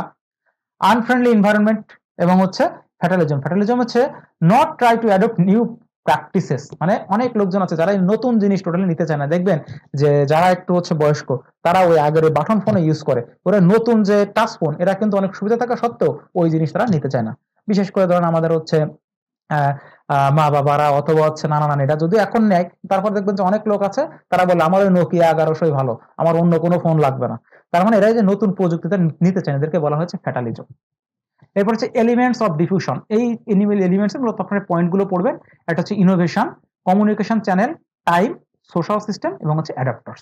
তার মানে এই ইনোভেশন থেকে শুরু করে একবার লাস্টে হচ্ছে কি অ্যাডাপ্টার। মানে এই ইনোভেশন মানে যেখান থেকে শুরু সোর্স, এই সোর্স থেকে আপনি অ্যাডাপ্টারের কাছে পৌঁছাই দিবেন। এইটাই হচ্ছে মূলত ডিফিউশনের যে বিভিন্ন যে উপাদান, এই 5টা উপাদান একটু পড়বেন এবং ভিতরে আমি লিখে দিচ্ছি, পড়লে বুঝতে পারবেন। এরপর আসে যে adopters categories of farmer based ইনোভেটিভনেস, এটা হচ্ছে গুরুত্বপূর্ণ। তো এখানে আছে 5 ধরনের ইনোভেটর আছে। বিষয়টা হচ্ছে এরকম যে আপনাকে আমি বললাম যে তোমরা তো এত কিছু করো, আজ থেকে তোমরা এই ক্যাটাগরিতে না। যেমন ধরেন আমি বলি যে আমাদের যে এডুকেশন সিস্টেম একটা চেঞ্জ আসছিল এর আগে, যে সব জায়গায় হচ্ছে যে একেবারে কর্মমুখী একটা শিক্ষার যে ব্যবস্থা, এটা কিন্তু অনেক গার্ডিয়ানরা কি করছে, সরাসরি নিতে পারি না। আবার কেউ বলছে কি জানা এটা ভালো, সহজে গ্রহণ করছে। তো এইটার উপর ভিত্তি করে 5টা ভাগে ভাগ করা যায়। একটা হচ্ছে ইনোভেটর। এই ইনোভেটর এরা কি, এরা হচ্ছে খুব সহজেই যে কোনো জিনিস গ্রহণ করতে চায়। এরা মূলত হচ্ছে রিস্ক নিতে পছন্দ করে এবং এদের সোশ্যাল একটা হাইজেস্ট, মানে সোশ্যালের সব থেকে বড় একটা স্ট্যাটাস থাকে। হ্যাঁ, এরা হচ্ছে যে কোনো নতুন প্রযুক্তি, দেখবেন কিছু কিছু লোক আছে যে নতুন মডেলের মোবাইল আসলে সে সেটা ব্যবহার করে। এরা হচ্ছে কি ইনোভেটার, মানে নতুন কিছু পরীক্ষা করতে, ইউজ করতে তারা হচ্ছে মানে আনন্দ পায়। এটা হচ্ছে ইনোভেটার। এই সংখ্যা খুবই কম, 2 থেকে 3%। এরপর হচ্ছে আর্লি অ্যাডপ্টর, মানে ইনোভেটরদের পরে এরা হচ্ছে কি কিছুদিন যাক, যে একটা নতুন মোবাইল আসছে, আচ্ছা 2 মাস যাক, দেখি তার পারফরমেন্স কেমন, তারপরে আমি কিনবো। এদেরকে বলা হয় হচ্ছে আর্লি অ্যাডপ্টার। এইরকম লোকের সংখ্যা 13 থেকে 15%। হ্যাঁ, 13 থেকে 15%। এরা কি করে, এরা দেখে new idea shortly after innovator, মানে ইনোভেটররা খুব দ্রুতই গ্রহণ করে, তাদের পরবর্তীতে যারা গ্রহণ করে তারা হচ্ছে আর্লি অ্যাডপ্টার্স। এরা হচ্ছে opinion leader and respected by the peers, মানে এরা হচ্ছে নিজের একটা আলোচনা করে যে এরা কি ইউজ করবো না কি করবো বলতো, এর সুবিধা অসুবিধাগুলো দেখে পরবর্তীতে ওরা হচ্ছে গ্রহণ করে নেয় খুব দ্রুত। এটা হচ্ছে 13 থেকে 15%। এরপর হচ্ছে আর্লি মেজরিটি। এরা হচ্ছে কি, যে আপনার মোটামুটি জানা হয়ে গেছে যে এই যে নতুন মডেলের মোবাইলটা আসছে, এটা পারফরমেন্স খুবই ভালো, তাহলে আমরা এটা আবার কিনি। এরা হচ্ছে আর্লি মেজরিটি। এই সংখ্যাটা হচ্ছে 34%। একে দেখেন take longer time to make decision, more cautions and required evidence of success. মানে এরা হচ্ছে দেখে যারা যারা ব্যবহার করছিল মোবাইলটা, এরা দেখি পারফরমেন্স কেমন, ওদের কাছ থেকে শুনে যে না ভালো, তখন ওরা বলবে আচ্ছা ঠিক আছে আমরা হচ্ছে ব্যবহার করি। এটা হচ্ছে আর্লি মেজরিটি।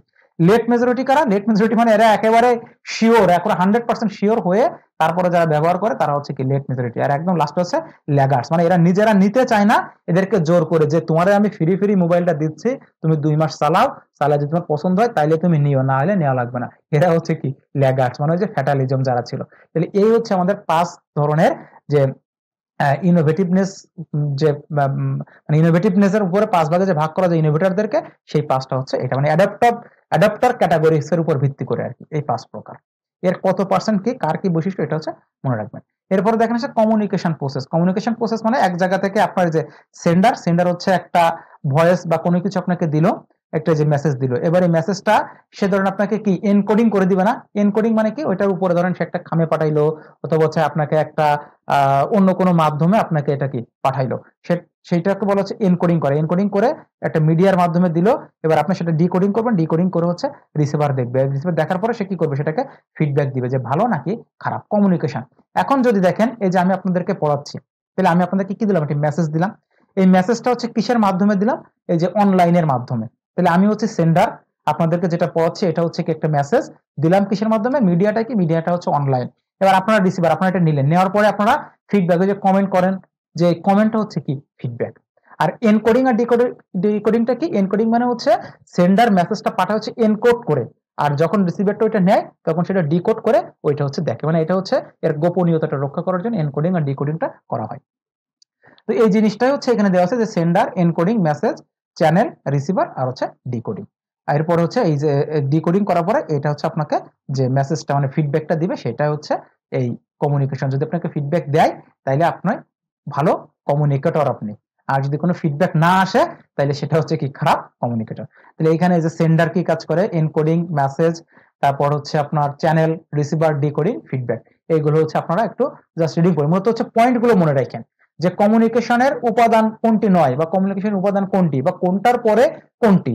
হ্যাঁ, মানে সিরিয়ালটা কিভাবে, এই সিরিয়ালটা হচ্ছে একটু মনে রাখবেন, ঠিক আছে? যে সিরিয়ালটা আপনার কোনটার পরে কোনটা হবে, এই সিরিয়ালটা হচ্ছে আপনাকে একটু মনে রাখতে হবে, ঠিক আছে? সিরিয়ালটা কিন্তু এইটাই যে সেন্ডার সে এনকোড করে মেসেজটা পাঠায়, এটা চ্যানেল রিসিভারের কাছে, রিসিভারের কাছে যাওয়ার পরে সে সেটাকে কিন্তু ডিকোড করে, বুঝা গেছে? এই হচ্ছে সিরিয়াল।